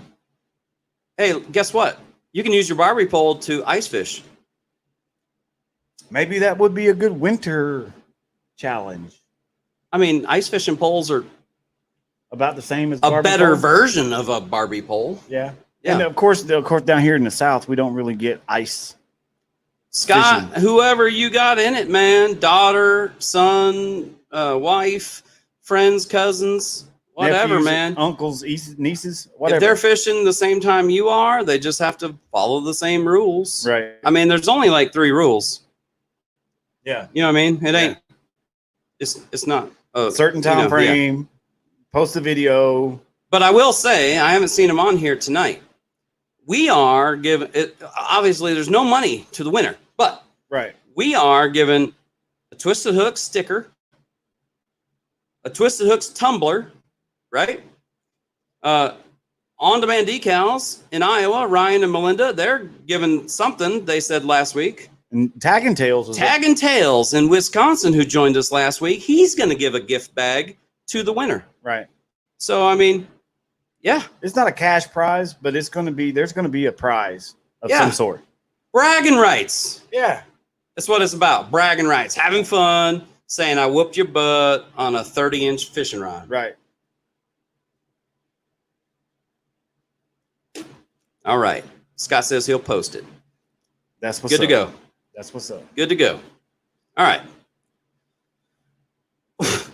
I mean, I feel like we've talked forever and we haven't covered anything. Well, we've covered a whole page of stuff. Okay. I mean, we did talk about our back to the basics with Bill, so Yep, that was good. We kind of did that, so we'll X that off. All right.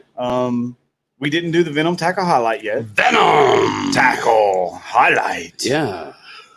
Where's boom right there? So, in kind of a short recap of last weekend, Jeremy got to go out Sunday, him and his beautiful wife, and I think some of their kids. Nope. Right? Nope. Oh, yeah. Yeah. Carson went out. Carson went out. They went down towards Second Creek area. I had some other plans. I actually gave my girlfriend, Miss Shannon, a promise ring Saturday night for her birthday. She accepted, so that's kind of a special thing for me. But this is not about. This is not a show about that. This is a show about fishing. So, what did you get catched on? What did you get hit on Sunday when you guys went out? Well, I'll tell you, fished for about 3.5 hours, and I got 1 bite. And I tried multiple different baits. I tried the buzztail shad that I had been smashing everything on in a couple different colors. Didn't get anything. Saw a lot of schooling fish. I feel like they were striper, chasing, bait fish and stuff. Schools all over the place. But we were kind of in the back water of a slough, and schools were popping all over the place. And I was fishing, and if a school popped up next to me, I would, throw in its general direction. Right. I wasn't just chasing schools.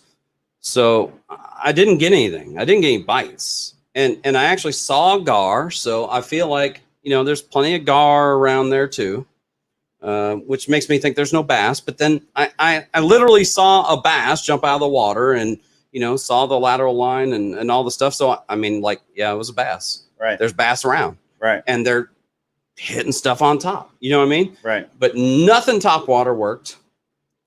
And nothing that I was throwing below the top water worked. Until I paddled clear across the other joint. And I tried. So I ordered these tubes that Venom, Burnt Knuckles, and Mr. Kearns, they threw out on their episode. Was it last week or the week before last week? 2 weeks ago. They talked about these tubes, right? And I was intrigued. I've never really thrown a tube. I've always been told they're kind of a smallmouth thing. I decided to order some. I tried a couple different colors. This guy right here. I don't know if you guys can see it. It's white with like blood red on the inside. So it's like a double poured, hand poured tube. Okay. I threw that on this 3/16 ball weight jig head. I don't remember what they call it. They called it like a wacky ball or a crazy ball or ball jig. No, they had a name for it. And now it escapes me, even though I knew it 2 hours ago. Anyway, I rigged it up on that, weedless. I poured it full of venom juice. This stuff, let me tell you, it stinks. But that's what fish like. Yeah, right. That's what fish like. So I filled that tube with that, and we're froze. Oh, we'll be right back with you guys. Hold on a second. Be right back with you. So he filled that tube with the venom juice. And what happened after that? So I found this spot. I was fishing the pylons or whatever you want to call them under the bridge that hold the bridge up there at Second Creek. And these are huge cement pylons. I was fishing those thinking maybe there's some fish suspended on it. So I was dropping this tube up and down those and trying to mess with that. Didn't get a bite, even though I saw, action. And I got over to where the water was probably 6 feet deep on the rocks, on the shore, just underneath the bridge. There's some trees overhanging it. I did what I cast, and I was like, that's a perfect cast. And then Chris wasn't there, but he sends me a text. Hey, how you doing, bro? And I sent him a thumbs down emoji. I guess he didn't get it. But I got that. As soon as I sent it, boom, my line got smashed. And I set the hook. And I get this fish. It comes up to the top of like a 4-pound, a largemouth bass. I see that it's just barely hooked on the skin of the lip there. And I'm like, look, just stay on there. And I'm working it. I'm just trying to take it nice and easy. All the while your heart's going right, trying to keep it from jumping out of the water. You know what I mean? They jump. That's when they start really shaking. Grab my net, throw my net in the water, and my bait goes swimming on its own. And I see the fish flash the other direction. So heart broken. Either way, I feel like that bait got me bit. Right. So I don't know what they were looking for, or maybe I just smacked it in the face. I don't know, and it was retaliating. But that bait got bit. Right. None of the other ones did. And I only threw that for about 5 minutes before that bite. So, I fished for probably 30 minutes after that, didn't get another bite. But it was a good fish. Hell yeah, it sounds like a great fish. So that's our tackle highlight of the week. Chris Mark says, all white bass playing with you. Yeah. Yeah. Yeah. I get it. Yeah, screw them white bass. You know what? I'll catch one of those too. I'll take it. You know what I mean? Yeah. If you've been fishing for 4 hours, you ain't caught anything. I'll take it. Yeah. Yeah. 100%. It's fun to catch them. Yeah. They're still fish. But it didn't happen. I threw topwater swim bait. I threw that buzztail shad. I threw the venom frog buzz bait, the bully buzz, something like that. I threw all kinds of stuff on top of the water, below the water, whatever, man. They were not having it. All over the water. Yeah. Chris Mark says weightless worm and honestly fluke were working on Gunnersville. even during the big bass splash. Yeah, yo, 8-6. 8-6 won 3 or 4 day. I think it was a 4-day big bass splash. Wow. 4 days of fishing. For 8. The biggest fish that came out of it was 8.5 pounds. Huh? And it won the whole damn. It won a truck, a boat, all that shit. That's still a big fish. No, that's a great fish. Yeah. But 4 days of people fishing Gunnersville. Right. That is not the biggest fish I thought would come out of it. I mean, I didn't either. I expect double digit. Yeah, I expected at least 10 pounds. But he says very slow sinking by grass and lily pad lines and stuff like that. The crawl killed them. 10 bass for each of the 2 of them and only 1 on top water. Sounds like the fish here are already getting into that lethargic mindset. Slow sink. I don't think that's lethargic. I think they're just looking for something more natural. You know what I mean? Okay. It's a good point. Good point. I mean, that's just me. I don't know. But I feel like that slow sinking is like more natural. It entices them because it gives them longer to look at it, and they're like, stop floating in front of me. Let me eat you. You know what I mean? Yeah. Where if it goes too fast, they're like, I don't know what that was, but whatever. Yeah. You know what I mean? Yeah. I don't know. Yeah. I guess that means, I guess I'll define that with that lethargic part of it. It's like, no, not you. I mean, not you. Yeah, I mean, maybe they're not. Maybe they fed good. I don't know. You know what I mean? Maybe they just weren't crazy after it. But yeah, I don't. Who knows? I don't know. It's like Bill says, you got to figure out what the fish want you. You know, right? What they want you to know. That's what it is. What do they want to eat? Right. They'll tell you what they want if you're open enough to it.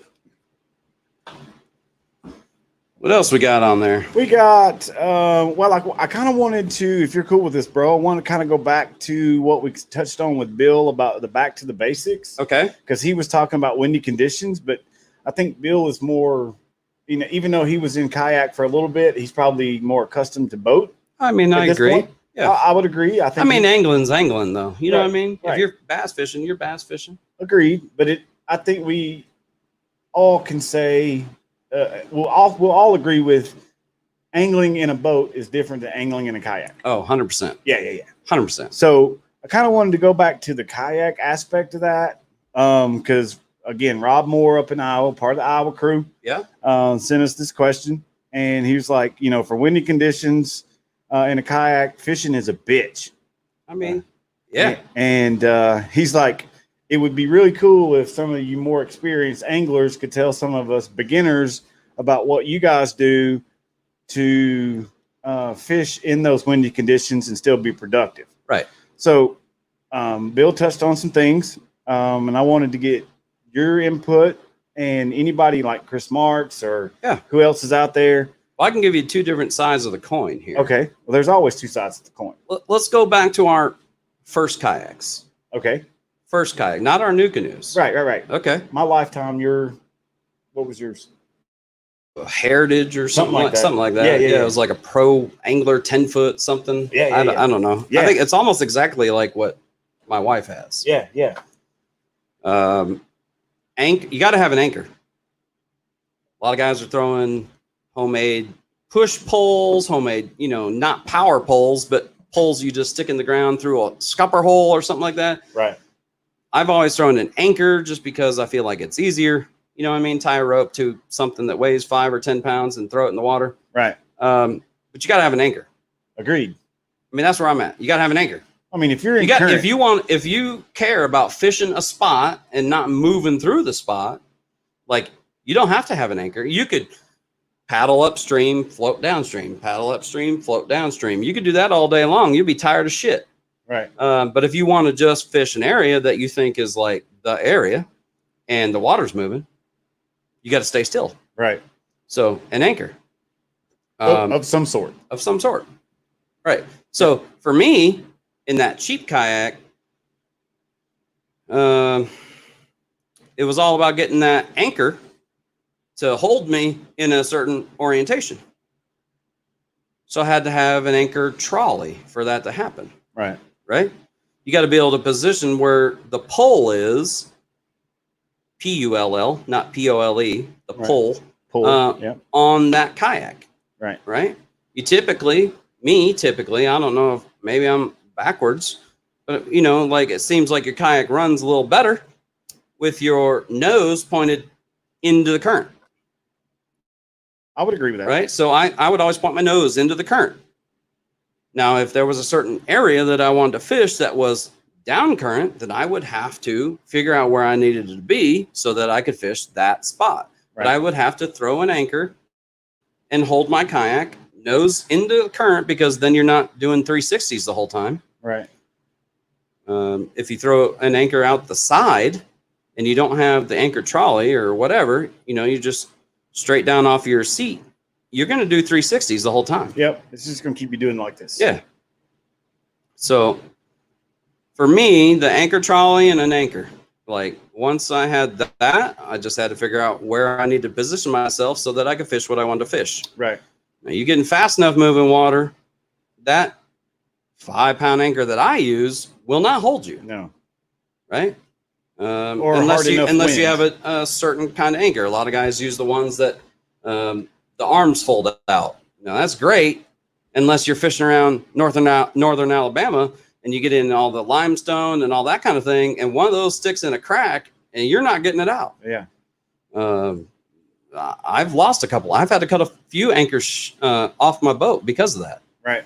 So I like using the roundish bell bottom, whatever. A lot of guys are liking that new one that's the bomb.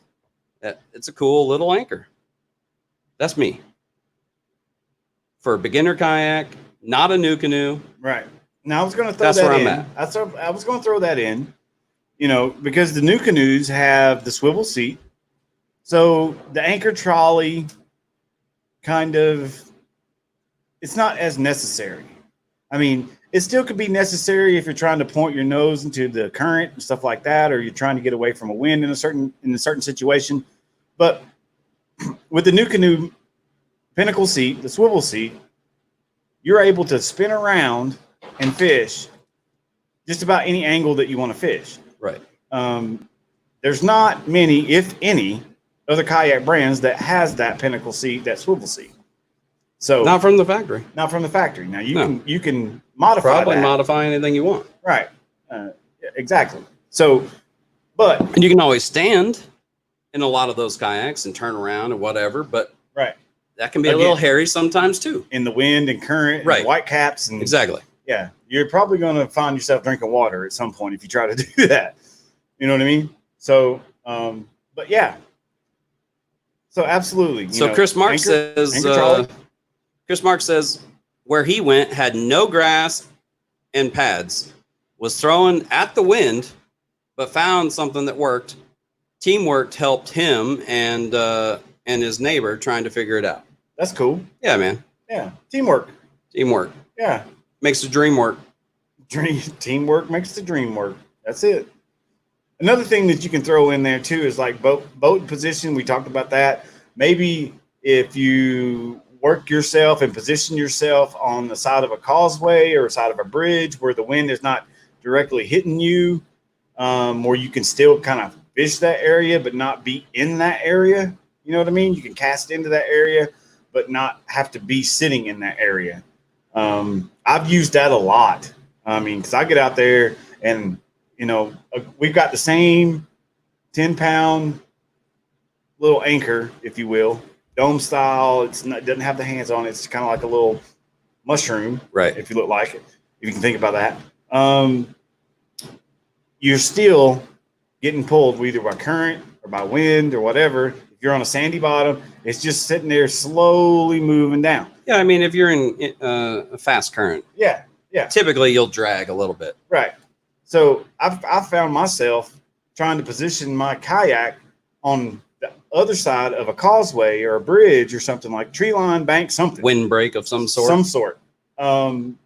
Being still able to cast out into that windy area because we talked about earlier, fish like that, you know what I mean? They like the current, like the wind and stuff like that, but not have to sit in it. Yeah. That helps me out sometimes. Right. So Chris Marks has a couple comments on here about what we're talking about. He said the 5-pound plastic coated curl weight works, you know, most of the time. And that's what we're talking about, I believe. Right. You know, the bell shaped sort of plastic coated whatever. He said Bernie's river stick worked for him before his older boat. He's waiting to see what he wants to do with his new pursuit. Yeah. Yeah. But any cheap barbell will work to hold you or at least slow your roll. Yeah. Yeah. Hey, you're not bombing the comments, Chris. Keep it coming, man. We love the conversation. Absolutely. Yeah. Speaking of, it's now getting into that frogging season there, Mr. Marks. I've been trying. I've been trying to get. We're getting close there, sir. And I was told that once frogging season comes around, that we'll have Mr. Marks on the show. Yeah.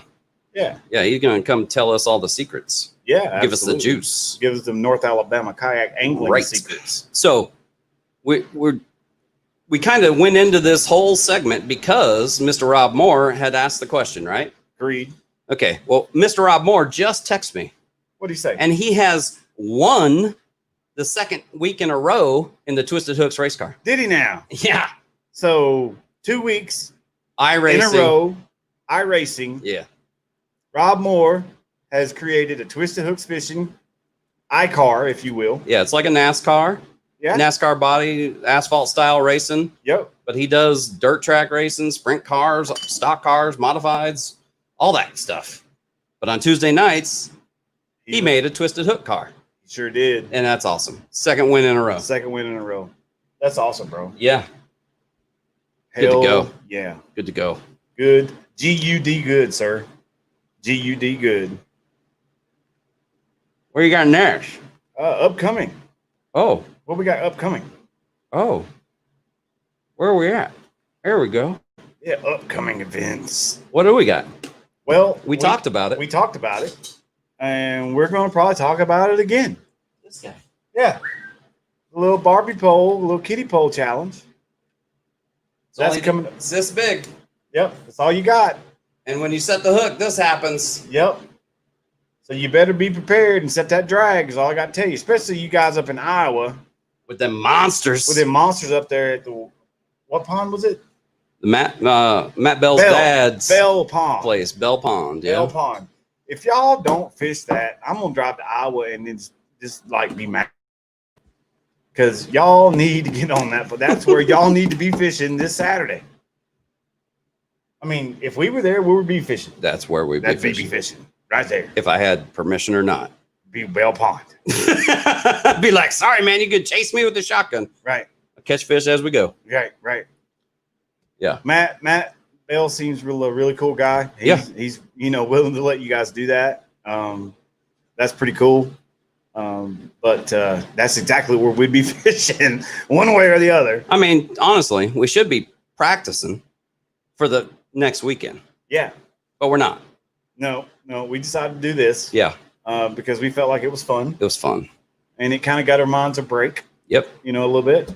And I can't wait to watch the videos of everybody catching something with a Barbie pole. See, that's what the fun part is. I can't wait. That's the fun part. You know what I mean? It kind of gives you a break from the everyday grind, the tournament mindset, the what are we going to do, or this, that, the other. Just take all that away. Like Calgon, take me away. Take me away. Yeah. This kiddie pole challenge, and hopefully that'll do us some good. Yo, if I catch fish, that's a confidence booster. I don't care what you're doing it on. Exactly. Yeah. Exactly. Mark says he's coming for sure. Hells yeah. Frog season just isn't on quite yet because the flooded conditions have slowed it down. But he'll be here soon, and info is info regardless. Right. I agree. So, what do we got the weekend after the Barbie Pole Challenge? Weekend of the 27th. 27th. Yeah. We've got a couple different things going on, which we will be a part of the NACA Shoals. That's right. The Shoals. Yeah, that's right. Wilson and Pickwick. That's right. And we got a little bit of insider information from a couple different people that live down that area. I mean, we still got to go catch fish. I mean, I agree. Yeah. I agree. But we've also talked to different people. It's like, hey, if you go here at this time, you got a better probability of catching a fish. Because if you're not there, you still got to go out and do it. Obviously, you still got to be there. be on that time frame. Right. But hopefully that helps us out. And then also KBF is going to be at Kentucky Lake. So I feel like Kentucky Lake would be a fun place to fish. I have not fished it, but that's like, you know, it's Gunnersville type for Kentucky. That is their lake. That is their lake. And that's a very well-known lake. Yeah, that's like a bucket list kayak thing for me. It's like 5.5 hours from here. Yeah. We should just go one weekend. We should just plan out, take off Friday, get up there, fish Saturday. Yeah. All day, hang out Saturday night, and come back Sunday. I mean, I'm in. Yeah. Yeah. I love how we just come up. We have no idea where to go or what to do, but you know, that's how we do it. There's fish everywhere. Right. And I'm sure we got a that we could talk to. They'd be like, hey, you might want to try this spot. Maybe. We need some Kentucky listeners. Yeah. Where y'all at? And then let's see here. What else we got? Also, next weekend, Seacat is going to be at Duck River. Oh, yeah. Same day we're doing the Barbie Pole Challenge. Same day we're doing Barbie Pole Challenge. Yep. Chattanooga Kayak Anglers, Tennessee is going to be up in Duck River. Yep. What did you call Duck River when you're going? But hey, I mean, it is what it is. Hey, it got its name for a reason. Yeah. Yeah. So, anyways, and then 3 weeks from now, we talked about this earlier, which we're going to throw this segue out. You know, Hunter Freeman's going to be calling in audio only to the show. But he's going to have a great recap, hopefully, of how they did on Chickamauga. Yeah, absolutely. The FLW Chickamauga 4-day tournament. Yeah. And also, if you guys were listening to Bill McDonald earlier, you will be able to know how to go and watch that if you're interested. I will be interested. Yeah. What you laughing at over there, bro? Trinity. Yeah, what'd he say? He messaged me. He said, good job tonight. And I said, you know, thumbs up, right? Because I can't really talk while we're doing this. But then he says, you guys were giddy. Well, yeah. I mean, yeah.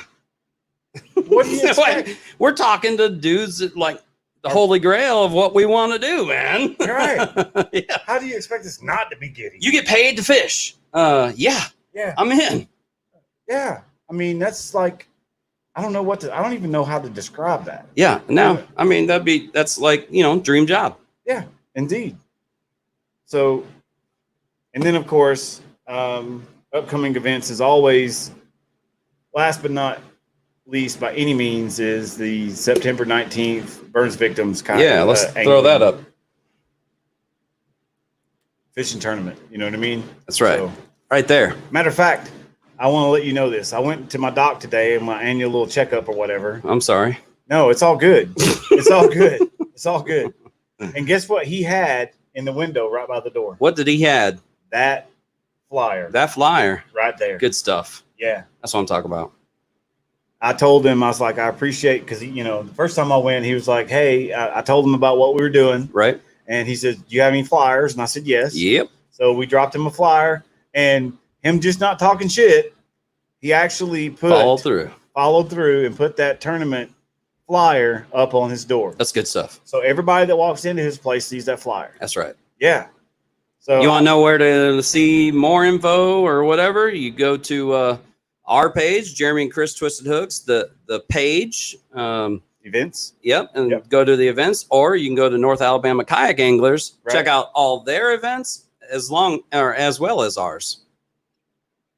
And you'll be able to see any detail that you want. I mean, we've talked about it for several weeks, and we're going to continue to talk about it. That's right. Until the time comes. I actually went and seen James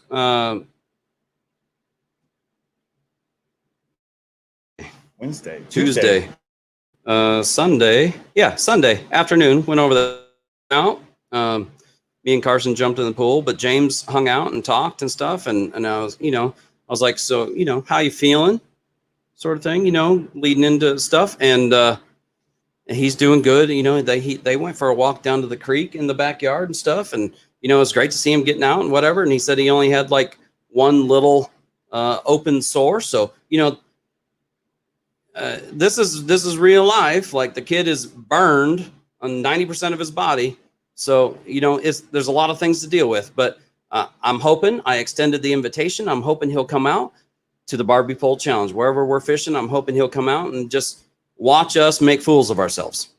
Right. Yeah. If I have to, I'll go pick him up. So yeah, it's good. You know, I want him to have fun, man. I want, you know, live life. Right. Absolutely.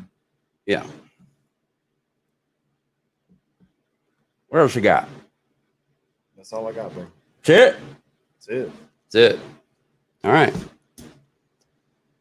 Tune in next Tuesday for another Twisted Hooks Tavern Tuesday. That's right. And if you want to do the Barbie challenge, go to the events. Right. Check it out. Get on it. Follow the rules. There's only 3, I think. Yeah. Follow the rules. 3 rules. Pretty easy. Pretty simple. Yep. And go out there and have fun with it. Yeah, man. You know what I mean? That's what it's all about. I would love to see somebody on video trying to catch A 6-pound. decent fish from a kayak with a Barbie pole. I mean, they're going to get pulled all around the water, bro. I mean, you know, it's just, it'd be good time. It would be good times. It would be lots of fun. It'd be lots of laughs. And, you know, that's what this is all about. This is not about the tournament. No. This is about hanging out with your best friends, your That's right. family. Having fun. Having fun with it. That's right. That's why it was created. And that's why we wanted to extend it to the public, because we had so much fun with it. Hopefully you guys will do the same. That No Tag and Tails, he was trying to challenge us. Yeah, he was a little bit. So, I mean, you know, no better place to start a challenge with a new person than with a kiddie pole. Right. You know? If you haven't seen it, we do have our Twisted Hooks think tank. That is true. Yeah, and that's to help us, like, Come up with ideas for the show, Right. come up with new challenges that Right. might be fun for everybody to do. Right. Yeah, and just talk, have fun. Right. Yeah, check that out. So, yeah, check out the think tank and throw in your ideas. 100%. Let us know what y'all are thinking about. If, you know, because we get on here and we get on the show, and we're here from roughly from 7 to 9. All right. And we talk about certain things. Well, I don't know if you're like me or not, but on Wednesday at 2:00 in the afternoon, I'm like, oh God, that would have been great to talk about on the show. Right. And I'm not on the show. Yeah. You know what I mean? Unless you write it down, you forget. Right. So go ahead and log into your Facebook Right. accounts. Go to the think tank. Write and it down. Write it down. Yeah. Yeah. And be like, done with it, son. And then Yeah. let's see what everybody else thinks about it. Tell them about how to reach you. You can reach me, Chris Hatton, TritonToolGuy.com, on at Bama Kid Twisted Hooks on Instagram, and CP Hatton on Facebook. That's right. Yeah. I'm pretty much the same. At Jeremy Coughlin Fishing on Facebook and YouTube, YouTube, Instagram, and same thing for my email, jeremy.coughlin. Yeah. Easy. And then here's our, Twisted Hook stuff. Yeah. Yeah. Which is the most, because we're everywhere. We're worldwide. Worldwide. Anyway, we're not. We are worldwide. I mean, we are, but we you know had what I'm saying. We had people watching our show from Mexico. Yeah. We had people watching our show from Saudi Arabia. Yeah. I'm like, why? Because all y'all got sand. Right. You know what I mean? I mean, there's coasts, but But Yeah. we've had people watch this show all around the damn world. which is crazy. It's crazy. It's crazy. That Anyway. a couple of dudes from Alabama can make a show, Right. and then 14 weeks later, we Have got a pro. have a pro on their show, have a pro coming on in 3 weeks. Boom. Boom. We got Trinity, we got Solar Bat, we got There you go. Talk Venom about it. Lures, we got Coughlin Express, we got Platinum Koi, we've got Hazel Green Chiropractic. I mean, Man, it's amazing what we've done in 3.5 months. yeah, this year's definitely been a good year. Yeah, Yeah, for Twisted Hooks Fishing. 100%. Ain't been for the world with this COVID-19 bullshit, but for Twisted Hooks Fishing, Right. we're part of NACA, we're part of Bass Nation, we're part of. Well, it was part of the team tour, but I feel like that's kind of done. Well, I don't know. then we've got some GUD stuff that we've been talking about that we're going to working. expound We're on. working. Yeah. We're going to expand on that. We've got a lot of things coming up, and the way this year's going, it only looks good. Good. It only looks GUD good. That's all I got to say. Right. These are the joints that don't sponsor us, but you know, we like it. Right. We love it. Every Friday. Right.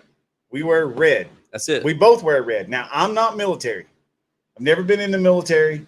I stayed at Holiday Inn Express last night. Did you now? Yeah. So somebody left the light on for you? No, so you know, you can do anything after you stay at a Holiday Inn Express. Oh, okay. Well, then hell, I guess I did that a couple weeks ago. I don't remember. But anyway, this guy was combat veteran, 3 tours, 3 years. Army guy. 4.5 years.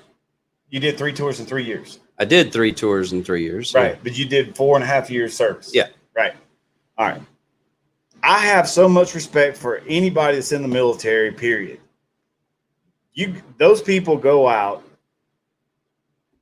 and they put their life on the line for people around here. I don't know about around here.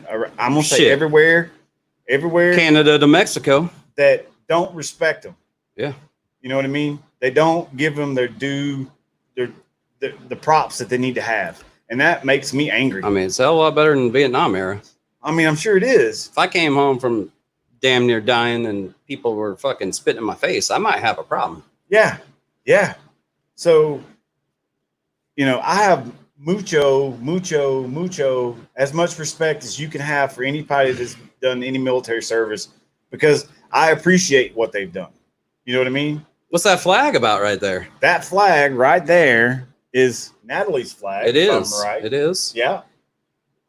And that's going to be presented to them, hopefully, after the September 19th. Oh, it will be that day. Yeah. Presented to them. That's a thin red line flag. That's a firefighter flag. That's right. That was hard for me to say after about 7 beers. Well, you know. Firefighter flag. That Ryan, Melinda, the Iowa crew, on-demand decals hooked us up We with. froze. You know what I mean? They hooked us up with that. They did one for James. Show it again. We froze. They did one for James. Do it again. They did one for Natalie. Yeah. Here you go, guys. If you didn't get to see that, There it is. it's all folded up like it should be. That's right. Yeah. Yep. But it has the thin red line on it, which is the firefighter flag. It's amazing. Yeah. Got some signatures of people that are all about it. And we're hopefully We're gonna get some more. Right. We're going to get more. And we're going to hopefully have this thing full with signatures of well wishes. That's right. And good luck for these 2 kids that were in an awful accident. Absolute awful accident. For all you guys, you know, hopefully you guys come out. Hopefully you guys come out to support. And we'll kind of play it by there, bro. Yeah, man. Yeah. That's it. That's it. That's it for tonight. We actually wrapped up by 9 instead of 9:30. Holy crap. Shoo. I don't know how. I don't either. Thank you all for commenting. Yeah. Thank you, Mr. Bill McDonald. We love the conversation. Yeah. Thank you, Trinity, for hooking that up. Mr. Bill. Oh, no, Mr. Bill. Anyway. I don't know what that was. You know, the whole cartoon back in the 50s. Oh, no, Mr. Bill. Nope. Nope. Okay. I might do some research. Anyways, Mr. Bill McDonald, thanks for being on the show. We definitely appreciate you, sir. That's right. Trinity, you hooked that up. Oh, you're the man. Hey, there's a couple things on here on the screen right now I'm gonna talk about. Okay, bring it on, bro. All right. If you are interested in Venom lures, there's no better time than now to act and go to their website, because why? Get Twisted, all caps, 10% off, exclusive discount from us to you. Right? Yeah. That's right. All right. Yeah. Get Twisted. All right. All caps. So if you thought about CBD products and using the stuff that Mr. Bill McDonald and then our, little thing going on, we use it. It works, right? If you're thinking about using it, Ryan Coughlin could tell you it works. Twisted Hook 15, all caps. We'll get you 15% off. All right. Okay. And then Solar Bat. These guys right here. Boo boo. All right. If you go to their website right now, they're doing a thing for Aaron Martins. That's right. I don't know if you know anything about Aaron Martins. He's a pro fisherman, but he's going through like brain cancer. Bad. Like can't fish. Like serious deal. Through June 23rd, everything they have is 20% off. Okay. Right. That's 20% off out of your pocket. Right. Plus what they sell, 20% is going to him to help in his recovery. Right. or, you know, to help. You know, I In don't even whatever know if it's way. recoverable. Yeah. But any way that they can. right. Yeah. That's a big deal. Yeah, it's a big deal. All right. I mean, that shows Mr. Nesty's appreciation for the industry that we're in. Yeah. You know what I mean? You know, he's willing to discount his stuff if you can help out Aaron. That's right. I mean, that's your heart right there. That's right here, y'all. You know what I mean? So I don't have a discount code for Platinum Koi, but if you go in there and drop my name, they'll probably look at you funny and laugh, but it might help. I don't know. They'll be like, yeah, I know that guy. Anyway, Talking Express, if you got some livestock that needs hauled around Iowa, Wisconsin, Nebraska, whatever, I guess you can give him a call. I mean, he'll probably haul anything you want to, Pops. I mean, he probably would haul anything you want to. Yeah. Yeah. Absolutely. Hazel Green Chiropractic. If you're in North Alabama and you got chiropractic needs, yep. Go see them, because he does sports therapy. He does chiropractic. They got an in-house RN or a registered nurse. They got RN. something. LPN, something like that. But no, it's they can do some medical stuff that normal chiropractors just can't do. Go see Doc John. Right. Get you cracked. That's right. And then on-demand decals there in Iowa. You got That's some right. you can do. There you go. All right. Hit him up. That's it, son. That's it. Much love, brother. Thank you all for joining. Till Great next show. Tuesday.